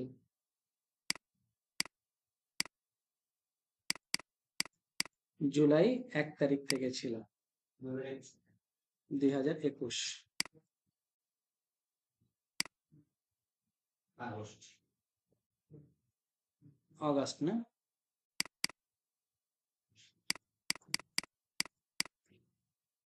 আপনি কাস্টমাইজ করে নিলেন, হ্যাঁ, 2021 পর্যন্ত। তাহলে আপনি সুন্দরভাবে জার্নাল দেখতে পাবেন। এই যে দেখেন, দেখছেন আসছে? ওই মেমোতে যে ডেসক্রিপশন কিছু লিখতেন তাহলে এটা এখানে লেখা থাকতো, interest expense debit bank loan. এই যে দেখেন, bank loan debit, Wells Fargo credit. আগে হ্যাঁ, তিনটা জানেন কয়টা হয়েছে? তিনটা তো ওইটাই। এখানে কয়টা বার নাম করছেন? তিনটা। ওপেনিং করুন, আমি ওপেনিং তিনটাই করে। তিনটা না? আমি যে তারিখ থেকে দিছি 7/1 থেকে দিছি, ওই জন্য ঠিক আছে। স্যার, আমরা যদি এই লোন অ্যামাউন্টের ইন্টারেস্ট শুধু একবার যদি মানে দিয়ে দিতাম, মানে যে আলাদা করে আমি জানতাম এই কোশ্চেন আসবে। হ্যাঁ বলুন, শেষ করেন। তাহলে কি এটা হয় না স্যার? দুটো বেশ করতাম, মানে একবার আইডিয়াসটা বাড়াইতাম। ফাইনান্সের রিপোর্ট বলা হতো। এক রিপোর্ট করা যাবে। এখন জিনিসটা হয়ে গেছে একসাথে দিয়ে দেওয়াতে ভুল হয়ে গেছে, তাই না? একটা একটা করে দিতাম তাহলে ভালো হতো। কোনোদিনও কি একসাথে এত পিরিয়ডের একসাথে কোনোদিনও জার্নাল একসাথে হয়? হ্যাঁ, না স্যার, আমি ইন্টারেস্ট হবে প্রত্যেকটা আলাদা, পেমেন্ট হবে প্রত্যেকটা আলাদা। এখন আপনাদের প্র্যাকটিস করার জন্য আমি পুরো একটা শিডিউল দিয়ে দিছি। তার মানে প্র্যাকটিস কি আপনি এভাবে করবেন, সব ইন্টারেস্ট একসাথে, সব ইনস্টলমেন্ট একসাথে, তাহলে তো একবারেই শেষ। না স্যার, জিনিসটা এরকম হচ্ছে যে আমি কোনো বাঙালি ব্যাংক ব্ল্যাক ব্যাংক থেকে 10 লাখ টাকা নিলাম, আমাকে 50,000 দিতে হবে। তো হ্যাঁ। 4 লাখ টাকার মধ্যে সুদ হচ্ছে। এখন যদি ওইটা একবার মানে যে কিস্তিটা দেয় 50,000 টাকা, মান্থলি হচ্ছে কাটে, আমাকে দেখা হচ্ছে 11 লাখ টাকা পাবে তার এন্ডিং, কিন্তু সুদের ইন্টারেস্টটা একবারে নিয়ে নিচ্ছে। আমি যদি ওইটা একবার দিয়ে দিতাম, এটা কি কোনো সমস্যা হতো? সেটা ছিল। সুদের ইন্টারেস্ট একবারে কোনোদিনও নেয় না, ইনস্টলমেন্টের সময় নেয়। ওই ইনস্টলমেন্টের পেমেন্টের জার্নাল গুলো দিতে হবে। সুদের ইন্টারেস্ট কি তা আমার 3-4 পিরিয়ড কি একসাথে নিয়ে নেয়? আমি প্রথম শুনলাম যে প্রত্যেকটা ইন্ডিভিজুয়াল পেমেন্ট, হ্যাঁ, ইন্টারেস্ট একবারে পে করবে। না না। 7 লাখ টাকা, 2 লাখ টাকা ইন্টারেস্ট। তুমি 2 লাখ টাকা। তাহলে আপনি 2 লাখ টাকা একটাই খরচ দেখাবে। ফাইন্যান্সের রিপোর্ট তো আপনার সঠিক হবে না। সব খরচ 1 বছর। খরচ তো 2 বছর। আপনার দিলেন 1 দিন। হবে? এটাই। তখন আবার ওই অ্যাডজাস্টিং এন্ট্রি জার্নাল দিয়ে দিয়ে প্রত্যেক বছর ঠিক করে। ঠিক আছে, খাজনার থেকে ওই যে বলো না বাজনা বেশি, তখন বাজনা বেশি হয়ে যাবে। ওটা হয়, ওটা ঘরোয়া হিসেবে হয়। হ্যাঁ, আপনি নিজের পার্সোনাল অ্যাকাউন্ট মেনটেন করলে সেটা আলাদা কথা, কিন্তু বাট প্র্যাকটিক্যাল লাইফে এই কাজগুলো হয় না, বিজনেসের ক্ষেত্রে এই কাজগুলো হয় না। তো জার্নাল এন্ট্রির ব্যবহার দেখালাম। এখন ভাই যে কোশ্চেন করছে, জার্নাল এন্ট্রি কিন্তু আরো অনেকও দেওয়া যায়। ঠিক আছে, জার্নাল এন্ট্রি জাস্ট কিভাবে ব্যবহার করতে হয় সেই প্রসেসটা আপনাদেরকে দেখাই দিলাম। হ্যাঁ, তো আপনারা অন্যান্য কাজের জন্য জার্নাল দিতে পারেন, কোনো সমস্যা নাই। আর একটা জিনিস মনে রাখবেন, যখনই কোথাও আটকে যাবেন জার্নাল দিতে পারবেন। অবশ্যই জার্নাল দেওয়ার আগে মাথায় রাখতে হবে জার্নালেও এক্সপার্ট হতে হবে। ঠিক আছে, জার্নাল যদি ভুল হয় তাহলে তো সবই শেষ, ধ্বংস হয়ে যাবে। তারপর আসেন আমাদের যে আজকে গুরুত্বপূর্ণ টপিক, ফিক্সড অ্যাসেটকে কিভাবে রেকর্ড করতে হয়, ডেপ্রিসিয়েশন কিভাবে হিসাব করতে হয় এবং ডিসপোজাল কিভাবে হিসাব করতে হয়, সেই জিনিসটা আমরা জানার চেষ্টা করব। হুম, হ্যাঁ, state line method, double declining balance method, units of activity method, some of the year digit method, তাই না? অনেকগুলো আছে। ওকে, আপনাদেরকে একটা ফাইল আমি প্রোভাইড করছি, সে ফাইলের মধ্যে 7টা অ্যাসেট আছে, প্রত্যেকটা অ্যাসেটই আপনারা ডিসপোজাল করবেন। ঠিক আছে, আমি ফাইলটা আগে বুঝাইনি। প্রথমে হচ্ছে সিরিয়াল নাম্বার, তারপরে ডেট অফ পারচেজ, কবে পারচেজ করা হয়েছে, ইয়ার অফ পারচেজ মানে সালটা দিয়ে দিছি, ফিক্সড অ্যাসেট ক্যাটাগরি। এরপরে আসেন ভেন্ডর সাপ্লায়ার। ভাই ফিক্সড অ্যাসেটের মধ্যে ভেন্ডর সাপ্লায়ারের কাজ কি, আমাকে এটা বলেন। ফিক্সড অ্যাসেটের মধ্যে ভেন্ডর আর সাপ্লায়ারের কাজ কি হতে পারে? কেন ফিক্সড অ্যাসেটের মধ্যে ভেন্ডর সাপ্লায়ার থাকে? সার্ভিসিং এর জন্য। তাও কি ভেন্ডর সাপ্লায়ার আসে? না বাকি থেকে আছে। হ্যাঁ, বাকি থেকে আছে। বাকিতে কিনা আছে, রাইট। সাপ্লায়ার মানে তো ভাই সে তো মানে তার কাছ থেকে আপনি বাকিতে কিনছেন, তাই না? তো ভেন্ডর সাপ্লায়ার মানে বাকিতে। এই একটা জায়গায় আমি ট্রিক্স খাটাইছি, তারপর দেখো ট্রিক্সটা কিভাবে অ্যাপ্লাই করো। তারপরে হচ্ছে অরিজিনাল কস্ট, তারপরে হচ্ছে ডেপ্রিসিয়েশনের কোনো অ্যামাউন্ট আমি এখানে দিই নাই, অ্যাকুমুলেটেড ডেপ্রিসিয়েশন, তারপরে হচ্ছে কারেন্ট পিরিয়ড ডেপ্রিসিয়েশন, হ্যাঁ, তারপরে হচ্ছে book value, useful life, salvage value. And salvage value মানে কি বলেন তো? ভগ্নাবশেষ মূল্য বা সোজা কথা ভাঙ্গারি মূল্য নাকি? বাংলা ভাষায় যদি আমরা বলি ভাঙ্গারি মূল্য। তো ভগ্নাবশেষ মূল্য মেয়াদ শেষে যদি আমরা প্রোডাক্টটাকে যদি সেল করে দিই, সেখান থেকে যদি আমরা কোনো অর্থ পাই, সেটাকে আমরা বলি কি? সেলভেজ ভ্যালু, তাই তো? বা রেসিডুয়াল ভ্যালু। এখন বুক ভ্যালুর ফর্মুলা কি? কেউ আমাকে বলতে পারবেন? বুক ভ্যালু, বুক ভ্যালু মানে কি? আগে সেটা বলেন। বলুন বুক ভ্যালু কি?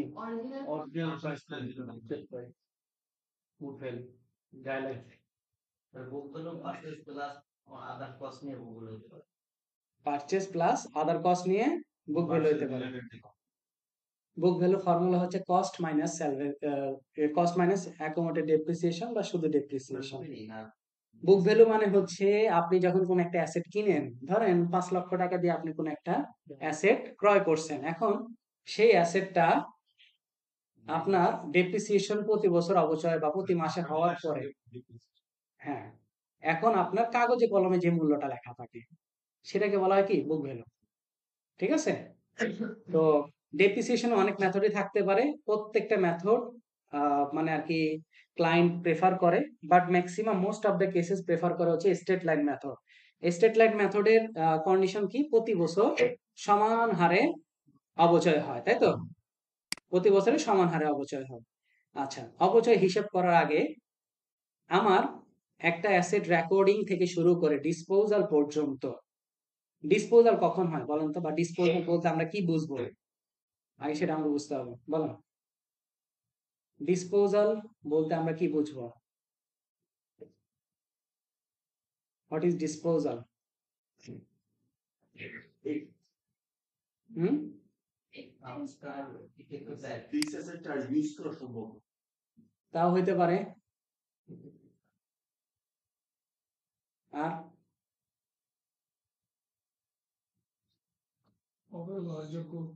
এস্টিমেটেড লাইফ যখন শেষ হয়ে যেত, ওটা তো সেলভেজ ভ্যালু হয়ে যায়। মানে রিপ্লেস স্যার। রিপ্লেস হ্যাঁ, রিপ্লেস হইতে পারে, রিপ্লেস হইতে পারে। ঠিক আছে? মানে ডিসপোজাল হচ্ছে আপনি ওই অ্যাসেটটার ব্যবহার করবেন না, মানে আর কি ওটাকে যে অবস্থায় আছে ওই অবস্থায় তাকে নিঃশেষ করে ফেলবেন। ঠিক আছে? তো রেকর্ডিং থেকে শুরু করে ডিসপোজাল পর্যন্ত যেতে গেলে একটা অ্যাসেটের বেশ কয়েকটা চার্ট অফ অ্যাকাউন্ট আপনার লাগে। প্রথম লাগে কি? তার ফিক্সড অ্যাসেট, তাই না? তারপরে লাগে কি? ডেপ্রিসিয়েশন, তার লাগে অ্যাকুমুলেটেড ডেপ্রিসিয়েশন। আর এই যখন ডিসপোজাল করব, ডিসপোজাল অ্যামাউন্টের সময় তখন কি কিছু টাকা আমি পাই, তাই না? ডিসপোজাল করে ফেললাম, সেখান থেকে কিছু অর্থ আমি পাবো আমার কাছে। Disposal loss or capital gain না ভাইয়া, loss or gain on disposal যেটাকে বলা হয়। ঠিক আছে? তো এই চারটা অ্যাকাউন্ট আগে আমরা অ্যাড করার চেষ্টা করব। তো আসেন আমি একটা অ্যাসেট দেখাই দিই, আপনারা সেম প্রসেসে বাকি অ্যাসেট গুলো করবেন।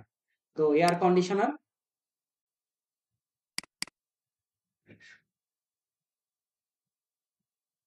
কোথায়? আগে আমরা চার্ট অফ অ্যাকাউন্টে চলে যাব, সেখান থেকে অ্যাকাউন্টিং এর আন্ডারে চার্ট অফ অ্যাকাউন্ট,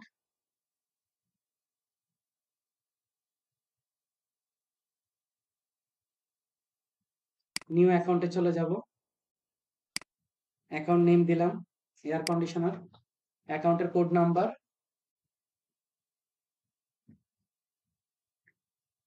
1070 দিলাম। অ্যাকাউন্ট টাইপটা কি হবে? Fixed asset. এয়ার কন্ডিশনার যেহেতু, সেটা হবে কি? Furniture and picture. তার অরিজিনাল কস্ট আপনার হচ্ছে 8,000, 2001-22, 8,000, 2022 দিয়ে আমরা এটাকে সেভ করে দিব।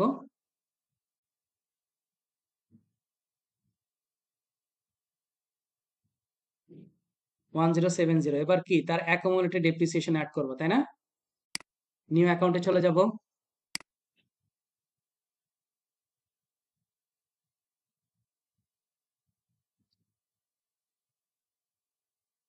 অ্যাকুমুলেটেড ডেপ্রিসিয়েশন একটা অ্যাকাউন্ট ছিল বলে ওটা ইউজ করে দেবো। শুনেন, তাহলে তো আপনার প্রপার অ্যাকাউন্টিংটাকে আপনি করতে পারলেন না। এখন অনেকে কি করে? যে মানে একটা অ্যাকুমুলেটেড ডেপ্রিসিয়েশনের মধ্যে সব দিয়ে দেয়, তাহলে আপনি কিভাবে বুঝবেন যে কোন অ্যাসেটের জন্য কোনটা? এই জন্য প্রত্যেকটার জন্য ইন্ডিভিজুয়াল ব্যবহার করবেন। অ্যাকাউন্ট টাইপ কি হবে বলেন তো দেখি অ্যাকুমুলেটেডের জন্য?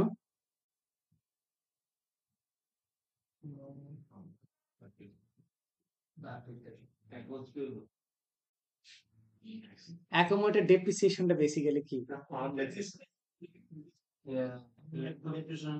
হ্যাঁ, এটা জেনারেল হবে হ্যাঁ, এটাই তো ভাই। আমি তো জানতে চাইছি অ্যাকুমুলেটেড ডেপ্রিসিয়েশনটা এটা কি?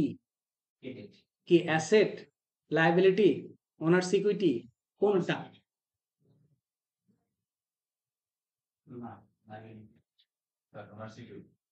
আর একজন পাইছে অ্যাসেট, সরি একজন পাইছে ওনার্স ইকুইটি, একজন পাইছে লায়াবিলিটি।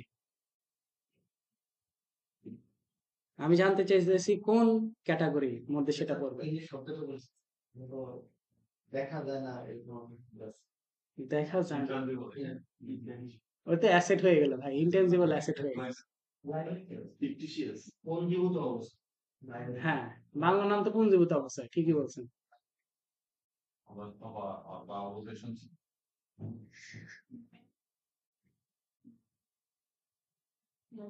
এটা তো একটা ফান্ড যা দেখা হয় এটা একটা ফান্ড ক্রিয়েট করা হয় হুম, এটা ক্যাপিটালের সাথে যোগ না করে স্যার আলাদা দেখানো হয় স্যার তো শিওর এটা শিওর ক্যাপিটাল সাথে যোগ না করে আলাদা দেখানো হয়?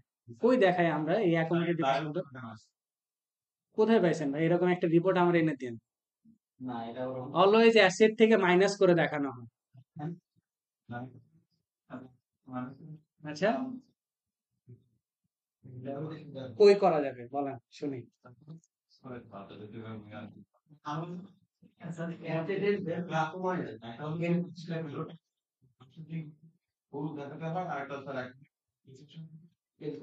প্রত্যেক বছরের ডিপ্রিসিয়েশন স্যার একই ডিপ্রিসিয়েশনের সাথে লায়াবিলিটির মধ্যে স্যার যোগ করে দেখা যাবে অ্যাসেট কমে যাবে অ্যাসেটই থাকবে এদিকে যে এখন অ্যাকুমুলেটেড ডিপ্রিসিয়েশন এখন বাড়বে ভাই যে প্র্যাকটিসটা করে আসেন সেটা টোটালি রং। স্যার এই প্র্যাকটিসটা স্যার এখনো আছে স্যার হ্যাঁ, এটা রং। আমি বলি এটা টোটালি রং। যে অ্যাসেট সবার আগে আমাদের কনসেপ্টটা ডেভেলপ করতে হবে হচ্ছে অ্যাকুমুলেটেড ডেপ্রিসিয়েশনটা হচ্ছে আমার কন্ট্রা অ্যাসেট, হ্যাঁ not liability, not owners equity, contra asset. ঠিক আছে, it will reduce your asset, সবসময় মনে রাখবেন। আমরা আগে যখন ডেপ্রিসিয়েশনের হিসাব করতাম একটা সময় ইউকে প্র্যাকটিস অনুযায়ী ব্রিটিশদের সিস্টেমে, তখন depreciation expense debit asset credit করে ফেলতাম। এটা আগে ছিল, এটাকে পরবর্তীতে চেঞ্জ করে আনা হয়েছে যে আমরা একটা ফান্ড রাখবো, ইন ফিউচারে যখন আমরা সেই অ্যাসেটটাকে রিপ্লেস করতে যাই অথবা কোন একটা অ্যাসেট পারচেজ করতে যাই তখন এই ফান্ডটা আমাকে হেল্প করতেছে। এটা তো আমার লায়াবিলিটি না যে আমার এই ফান্ডটা মানে আর কি লায়াবিলিটি আকারে ক্রিয়েট করে রাখতে হবে। এটা তো sir one kind of liability এটা তো না, ইম্পসিবল। এটা ওয়ান কাইন্ড অফ কোন কাইন্ড অফই লায়াবিলিটি না, এটা হচ্ছে কন্ট্রা অ্যাসেট।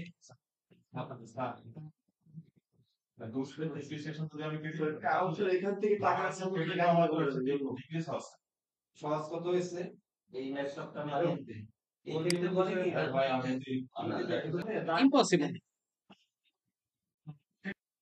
দেখেন, যখন ডেপ্রিসিয়েশন এক্সপেন্স ডেবিট আর অ্যাকোমোডেটেড ডেপ্রিসিয়েশন ক্রেডিট করা হয়, ধরলাম হচ্ছে সাপোজ 8,000 টাকা আপনার অপচয় হয়েছে, যেটা এখনো ব্যাড প্র্যাকটিস হিসেবে রয়ে গেছে কিছু কিছু জায়গায়।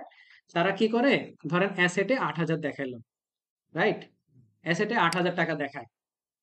দেখেন সব ইকুয়েশনটা ভালো করে খেয়াল করেন, অ্যাসেটে 8,000 টাকা দেখায়। এখন ইকুয়েশনে আমরা তো এখানে নেগেটিভ করে দেখাইতে অনেকে চায় না বা ইচ্ছুক না, কিন্তু বেসিক্যালি হওয়ার কথা কি, এই 8,000 টাকা ডেপ্রিসিয়েশন এখানে প্লাস হয়েছে অ্যাকোমোডেটেড ডেপ্রিসিয়েশন হওয়ার কারণে। আচ্ছা, ডেপ্রিসিয়েশন এক্সপেন্স তাই না? ওকে ফাইন, ডেপ্রিসিয়েশন এক্সপেন্স হলে প্রথমে ওনার্স ইকুইটিতে যাবে, খরচ হবে কত? 8,000, তাই তো? 8,000। এখন এই যে 8,000 টাকা অ্যাকোমোডেটেড ডেপ্রিসিয়েশন, সেটা কি আমার অ্যাসেট থেকে কমানোর কথা না? হ্যাঁ, অ্যাসেট থেকে কমানোর কথা। এখন অনেকে কি করে, অ্যাসেট থেকে সেই জিনিসটাকে মাইনাস করে দেখায় না, না দেখায় তারা ওই লায়াবিলিটিতে গিয়ে ওই 8,000 টাকা কি করে প্লাস করে দেখায়। আর এটা কিন্তু প্লাস না, এটার ক্যারেক্টারিস্টিক্স কি মাইনাস, তাই না? এটা কি এক্সপেন্স না? হ্যাঁ, এই যে এটা হচ্ছে ক্যারেক্টারিস্টিক্স মাইনাস। অনেকে এই দেখেন ঘুরে ফিরে কিন্তু কি এমন ঠিক আছে, এই ব্যাড প্র্যাকটিসটা করার কারণেই কিন্তু আমাদের ছেলেপেলেরা কনফিউশনে পড়ে যায়। এটা হচ্ছে আমার লায়াবিলিটি। ভাই এটা কোনোদিনও লায়াবিলিটি না, এটা হচ্ছে আমার একটা ফান্ড। ফান্ড মানেই যে আমার লায়াবিলিটি হইতে হবে এমন না। কেন, গ্রুপ ইন্স্যুরেন্স আছে, তারপর আরো অনেক ইন্স্যুরেন্সের প্রকারভেদ আছে, যে তারপর এমপ্লয়মেন্ট পার্টিসিপেশন ফান্ড আছে, তাই না?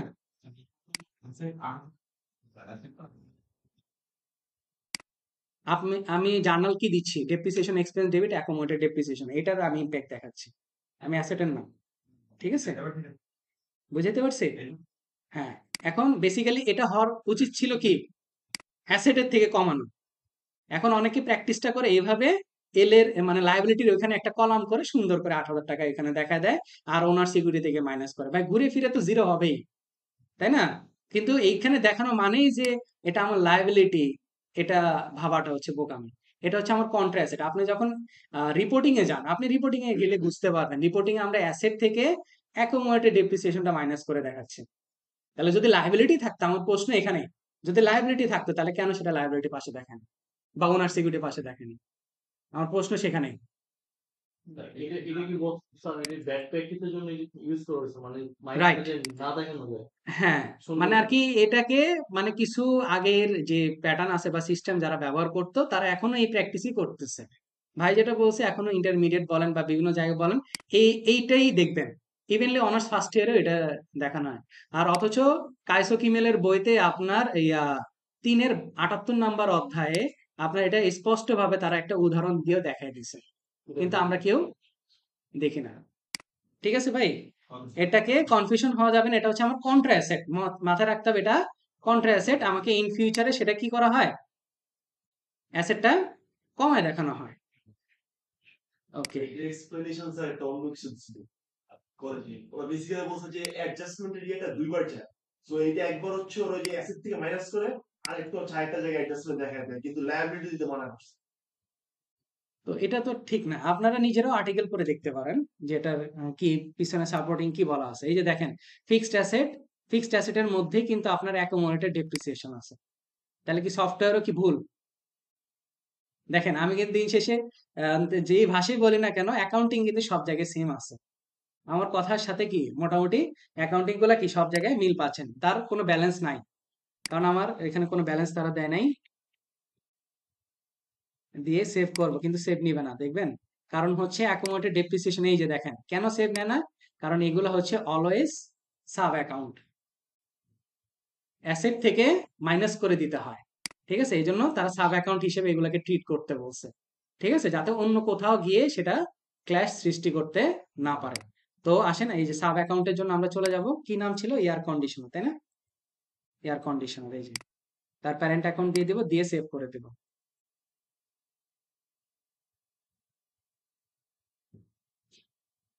আহ, কোথায়, 10 না, এই যে 1070, আচ্ছা 72 হয়ে গেছে, আচ্ছা 71 দিই, একটু এডিট করে নিই, 71 দিই, দিয়ে এটাকে সেভ করে দিলাম। এই যে এয়ার কন্ডিশনার অ্যাকোমোডেটেড ডেপ্রিসিয়েশন, ঠিক আছে, এয়ার কন্ডিশনার, এটা হচ্ছে আমার প্রথম দুইটা গেল। এরপরে ডেপ্রিসিয়েশন আমরা একটু চেক করে দেখব যে ডেপ্রিসিয়েশন নামে কোনো কিছু আছে কিনা। অলরেডি ডেপ্রিসিয়েশন নামে তারা অ্যাড করে রাখছে, তাই না? তাহলে আমার আর কি অ্যাড করা লাগলো না। আর লাস্ট আমাকে একটা করতে হবে, loss or gain on disposal, তাই না? এখন লাভও হইতে পারে, লসও হইতে পারে। Loss or gain on disposal, আমরা কি মাল্টি কারেন্সির ক্লাস করছিলাম? আচ্ছা, ৬,০০০। মাল্টি কারেন্সির সময় কি ছিল, এক্সচেঞ্জ গেইন অর লস ছিল না একটা অ্যাকাউন্ট? হ্যাঁ, সেটা লাভ হোক অথবা লস হোক, তারা কি প্লাস মাইনাস হিসাব করে ফেলে, তাই না? ঠিক এখানে এই অ্যাকাউন্টটা কি ডিসপোজালের, এই অ্যাকাউন্টের ডিসপোজাল অফ ফিক্সড অ্যাসেট লিখে দিন, তাহলে ক্লিয়ার থাকবেন। ফিক্সড অ্যাসেট আছে, আচ্ছা দেখি একবার ট্রাই করে দেখি। আচ্ছা, এটাকে আমরা দেখব কার আন্ডারে যাবে। আমরা ইনকামের আন্ডারে করতে পারতাম আগে, এক্সপেন্সের আন্ডারে করতাম, বাট এখন তারা কিছু লিমিটেশন দিয়ে দিছে। দেখি আদার ইনকামের আন্ডারে এই যে loss on disposal of asset, হ্যাঁ, তার মানে এমন না যে গেইন আসবে না, গেইন হলেও সে সেটা ক্যালকুলেট করে নিবে। হ্যাঁ, দেখি আমি এটাকে সেভ দিই, 6050 দিয়ে দিই, এটাও আছে। এটাও তো আছে। না, চলে না, এভাবে। ওকে, 6070, তাই না? তাহলে আমাদের মোটামুটি সবগুলো চার্ট অফ অ্যাকাউন্ট কি রেডি। এবার আমরা চলে যাব হচ্ছে আমাদের ডেপ্রিসিয়েশন ক্যালকুলেশন। অবশ্যই জার্নাল দিয়ে দিতে হবে। এই নাম্বার মান দেন 650 1170 মানে আপনার একসাথে আপনার একসাথে কি যে কোনো আমি একটা দেখতে আমার তো এই নাম্বার মনে নেই 1050 দিন না সব কিছু তখন দেখবো কিভাবে ওই যে চার্ট অফ অ্যাকাউন্টে গিয়ে ওই যে উপরে যে অপশন সার্চ করে দেখবেন, নাম নাম দিবেন। নাম হ্যাঁ, এখন আসেন, কে বলছে আসে না? নাম এখানে নাম দিলে আসে না। তাহলে আমি যে সার্চ করে দেখলাম, এই যে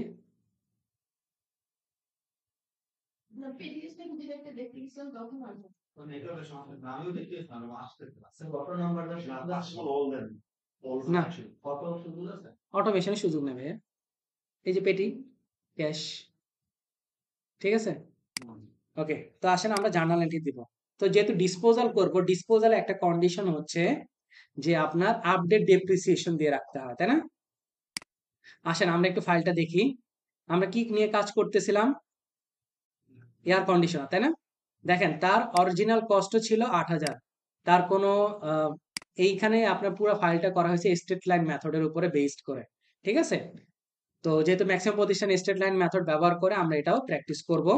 তো স্ট্রেট লাইন মেথডের ফর্মুলা হচ্ছে cost minus salvage value divided by life ছিল, তাই না?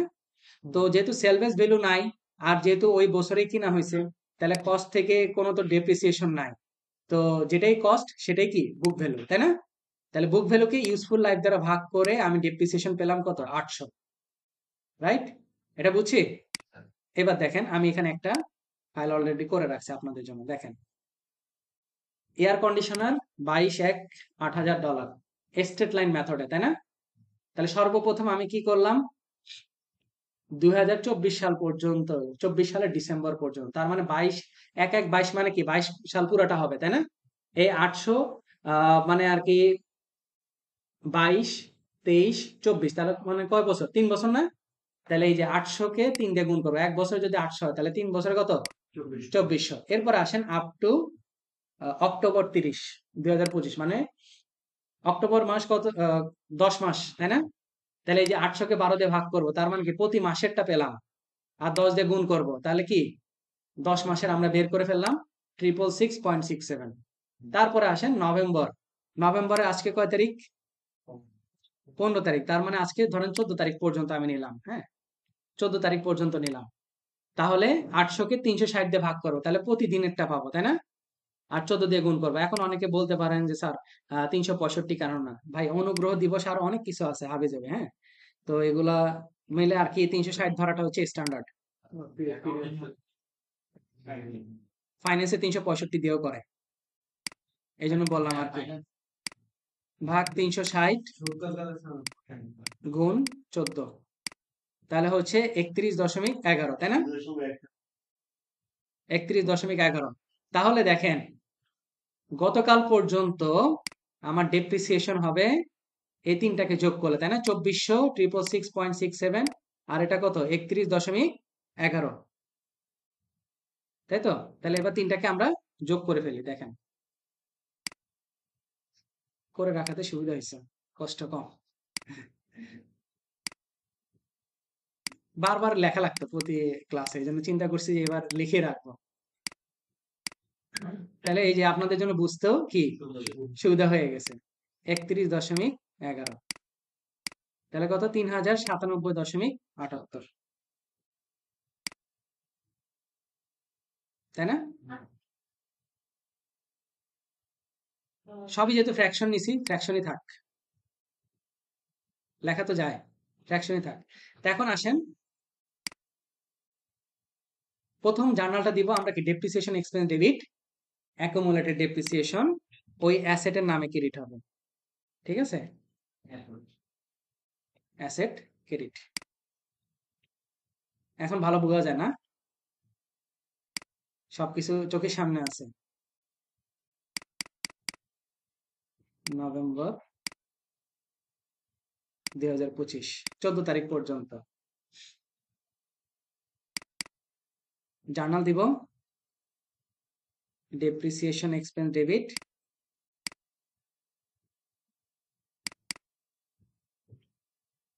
Accumulated depreciation air conditioner credit, তাই তো, এটাকে 7 ক্লোজ করে দেবেন।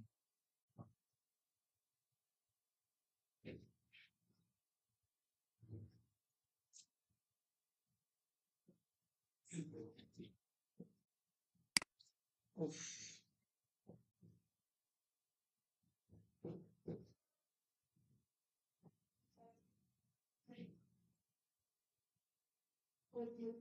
দিন শেষে সব জার্নাল দিতে হবে নাকি?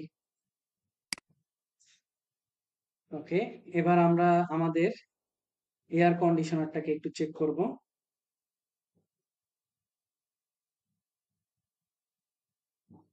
এয়ার কন্ডিশনার, আচ্ছা, এয়ার কন্ডিশনারে এখন তার বুক ভ্যালু আছে কত, $4,902.22, তাই না? আর তার অ্যাকোমোডেড ডেপ্রিসিয়েশন হচ্ছে $3,097.78, তাই তো। এখন আমরা কি করব, ডিসপোজাল করব, আজকের ডেটে ডিসপোজাল করব। হ্যাঁ, তাহলে কি করব, ধরেন আমরা ধরলাম ডিসপোজাল অ্যামাউন্ট, আপনি ডিসপোজাল করতে যাচ্ছেন কত, 4,000 দিয়ে, ঠিক আছে, মানে 4,000 টাকা দিয়ে আপনি ডিসপোজাল করবেন। তাহলে ব্যাংক প্রথমে কি হবে, ডেবিট, তাই না? 4,000 অ্যামাউন্ট দিয়ে কি হবে, ব্যাংক ডেবিট হবে। তারপরে তার যে এখন অ্যাকোমোডেড ডেপ্রিসিয়েশন আছে সেটা কি হয়ে যাবে, ডেবিট হয়ে যাবে, কারণ ডিসপোজাল করলে এটা থাকবে না। আর লস হলে ডেবিট হবে, আর গেইন হলে কি ক্রেডিট হবে, তাই তো। আর ওই অ্যাসেটের যেটা কস্ট প্রাইস থাকবে সেটা ক্রেডিট হয়ে যাবে। তাহলে আসেন আমরা এটার জন্য জার্নাল দিব, প্লাস নিউতে চলে যাব, আবার জার্নাল এন্ট্রি।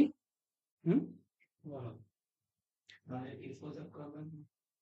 ডিসপোজাল করতেছি আমি, আর এই অ্যাসেটটা ব্যবহার করবো না আজকে 15 তারিখ, এই জন্য আপডেট ডেপ্রিসিয়েশন দিয়ে রাখলাম। প্রথমটা ধরলাম আমার টাকাটা আসবে হচ্ছে ওয়েলস ফার্গো ব্যাংকে,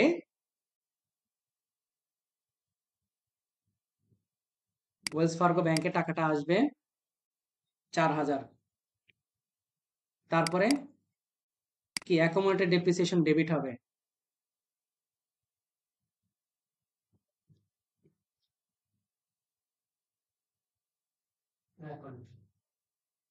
এয়ার কন্ডিশনার ডেবিট হবে কোন অ্যামাউন্টটা তারা এখন বর্তমানে যেটা আছে, তাই না? একটু আগে তো আমরা বের করলাম না, যে 3,097.78, এটাকে আমরা ডেবিট করে দেব।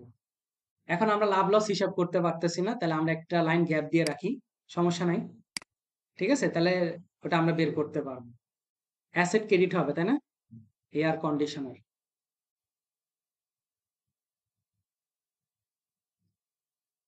এয়ার কন্ডিশনার ক্রেডিট কত, তার কস্ট প্রাইস দিয়ে, তাই তো, 8,000।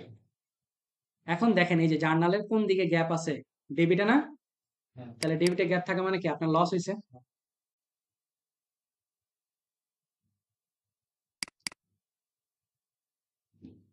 Loss or gain on disposal,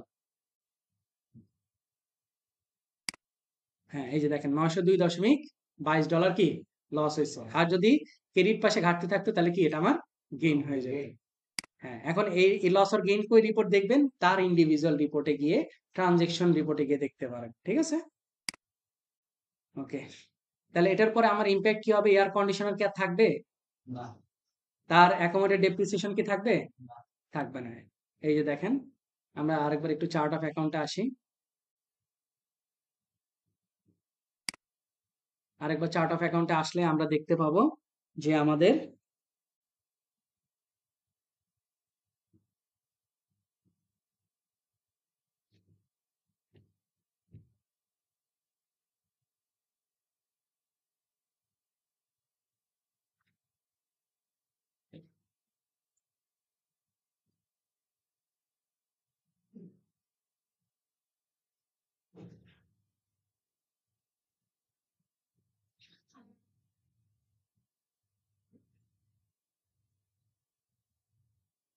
দেখেন এয়ার কন্ডিশনার কি হয়ে গেছে, জিরো। তার অ্যাকাউন্টের ডেপ্রিসিয়েশনও কি জিরো। তার মানে এটা আমার ডিসপোজ করা ডান। ঠিক আছে, এভাবে করে আপনারা যে প্রত্যেকটা অ্যাসেট আছে, আপনাদের যে ফাইলের প্রত্যেকটা অ্যাসেট আছে, কোনটা গেইন দিয়ে ডিসপোজাল করবেন, কোনটা লস দিয়ে করবেন। 7টা অ্যাসেটের সেম প্রসেসে আগে রেকর্ডিং করে নেবেন, তারপরে। হ্যাঁ, তবে এখানে কেউ আমাকে একটা কোশ্চেন করেন, একটা ট্রিক্স এর জায়গায় আমি রাখছি। সেটা হচ্ছে, দেখেন ভেন্ডর ছিল না, কেউ তো জিজ্ঞেস করলাম না যে ভেন্ডর কি করবো তাহলে। হ্যাঁ, ভেন্ডর কি করবো দেবদাস ভাই বলেন তো। মনোযোগ দিয়ে আপনার ক্লাস শিখতেছি, এই জন্য এটা খেয়াল করতেছি। এগুলো ট্রিক্স তো খেয়াল রাখতে হবে ভাই। অ্যাকাউন্টিং মানে হচ্ছে ট্রিকি জিনিস। ঠিক আছে, আমরা খেয়াল আছে আমরা যখন চার্ট অফ অ্যাকাউন্ট অ্যাড করে আসছিলাম এয়ার কন্ডিশনার, তখন নিচে একটা অরিজিনাল কস্ট ছিল না, মনে পড়ে নাকি মনে পড়ে না তাকে? হ্যাঁ, কি বলেন ভাই, কারোর মনে পড়ে না? আরে আমি কি শুধু অ্যাকাউন্টিং কথা বলছি, এছাড়াও আরো জিজ্ঞাসা করছি, মনে পড়ে না নাকি? আমরা একটু চার্ট অফ অ্যাকাউন্টে যাই। ধরেন আমি একটা অ্যাসেট অ্যাড করতে চাই, হ্যাঁ,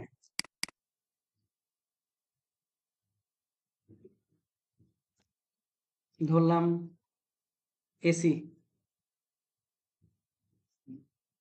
এয়ার কন্ডিশনার। ঠিক আছে, আচ্ছা এয়ার কন্ডিশন যেহেতু আনছি, আমি ফার্নিচার, ফার্নিচার, ফার্নিচার, এটা কি আমার ফিক্সড অ্যাসেট তাই না? এটাও কি ফার্নিচার। এই যে ট্রিক্সটা হচ্ছে এখানে, আমি ফাইলটা এই জন্য রেডি করে দিয়েছিলাম আপনাদেরকে। এইখানে যদি আপনি কস্টিংটা দেন, তার মানে বোঝাবে আপনি ক্যাশ টাকা দিয়ে পারচেস করছেন, রাইট? এখানে দেওয়া মানে কি ক্যাশ টাকা দিয়ে পারচেস করছেন। ঠিক আছে, আর আমরা কি দিছিলাম, সাপ্লায়ার দিছিলাম। তাহলে আমি যদি কোনো সাপ্লায়ারের কাছ থেকে কোনো অ্যাসেট কিনে থাকি, তাহলে আমার জার্নাল কি হয়, অ্যাসেট ডেবিট, সাপ্লায়ার হয় ক্রেডিট, তাই না? কিন্তু আমি যদি এখানে অরিজিনাল কস্টটা দিয়ে ফেলি, তাহলে জার্নালটা কি হবে জানেন, অ্যাসেট ডেবিট, ক্যাশ ক্রেডিট হয়ে যাবে বা ব্যাংক ক্রেডিট হয়ে যাবে। ঠিক আছে, তো আমাদের ফাইল অনুযায়ী আমাদের কি করা উচিত ছিল বলেন তো, জার্নাল দেওয়া উচিত ছিল। জার্নালটা কি দেওয়া উচিত ছিল বলেন, air conditioner debit, accounts payable credit. তাহলে অবশ্যই অ্যাকাউন্টস পেয়েবলের নামে লোক আছে না? হ্যাঁ, তাহলে তো তাকে তো দিতে হবে। কোথায় দিব দেখাচ্ছি, এই যে জার্নাল এন্ট্রিতে চলে যাই। এই যে দেখেন নেমের কলাম আছে, হ্যাঁ নেমের কলাম আছে, নেমের এই যে এখানে যে ব্যক্তি আছে তার নামটা এখানে দিয়ে দিবেন, তাহলে আপনার প্রপার অ্যাকাউন্টিংটা হবে।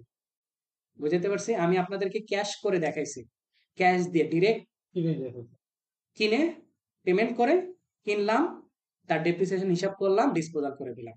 কিন্তু যখনই আপনার ভেন্ডর সাপ্লায়ার থাকবে, তখন আপনাকে জার্নাল দিয়ে দিতে হবে asset debit, accounts payable credit, ভেন্ডরের নাম ক্রেডিট করে আপনাকে অবশ্যই এখানে মেনশন করে দিতে হবে নেমের কলামে। বুঝতে পারছি, যদি না থাকে এখান থেকে অ্যাড করে, এই যে অ্যাড নিউতে গেলেই অ্যাড করে দিতে পারবো। বুঝতে পারছি, তাহলে আপনাদের প্রথম রেকর্ডিং প্রসেসটা হবে, প্রথম জার্নাল দিয়ে স্টার্ট করবেন, asset debit, accounts payable credit করে, তাহলে আপনার ওই অ্যাসেটটাও প্রপারলি হলো, অ্যাকাউন্টস পেয়েবলটাও হয়ে গেল। ঠিক আছে, এর পরবর্তী ডেপ্রিসিয়েশন হিসাব করবেন যেভাবে দেখালাম, তার পরবর্তীতে আপনার কি ডিসপোজাল করে দেখাবেন। এখন ডেপ্রিসিয়েশন কিন্তু আমি ভাই একসাথে বেশ কয়েকটা বছরের দেখা ফেলছি, তাই না? এখন প্র্যাকটিস হচ্ছে প্রতিটা বছর আলাদা আলাদা করে দেখানো। বুঝাইতে পারছি, আপনারা প্রত্যেকটা বছর আলাদা আলাদা করে দেখানোর চেষ্টা করুন। আমি আপনাদের বোঝার সুবিধার্থে টোটাল জিনিসটাকে একসাথে সামারি করে বুঝাই দিলাম।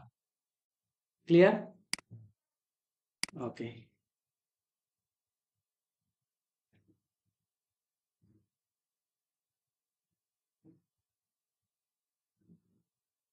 ডান। তাহলে আজকের দিনে আমাদের টপিক কমপ্লিট না?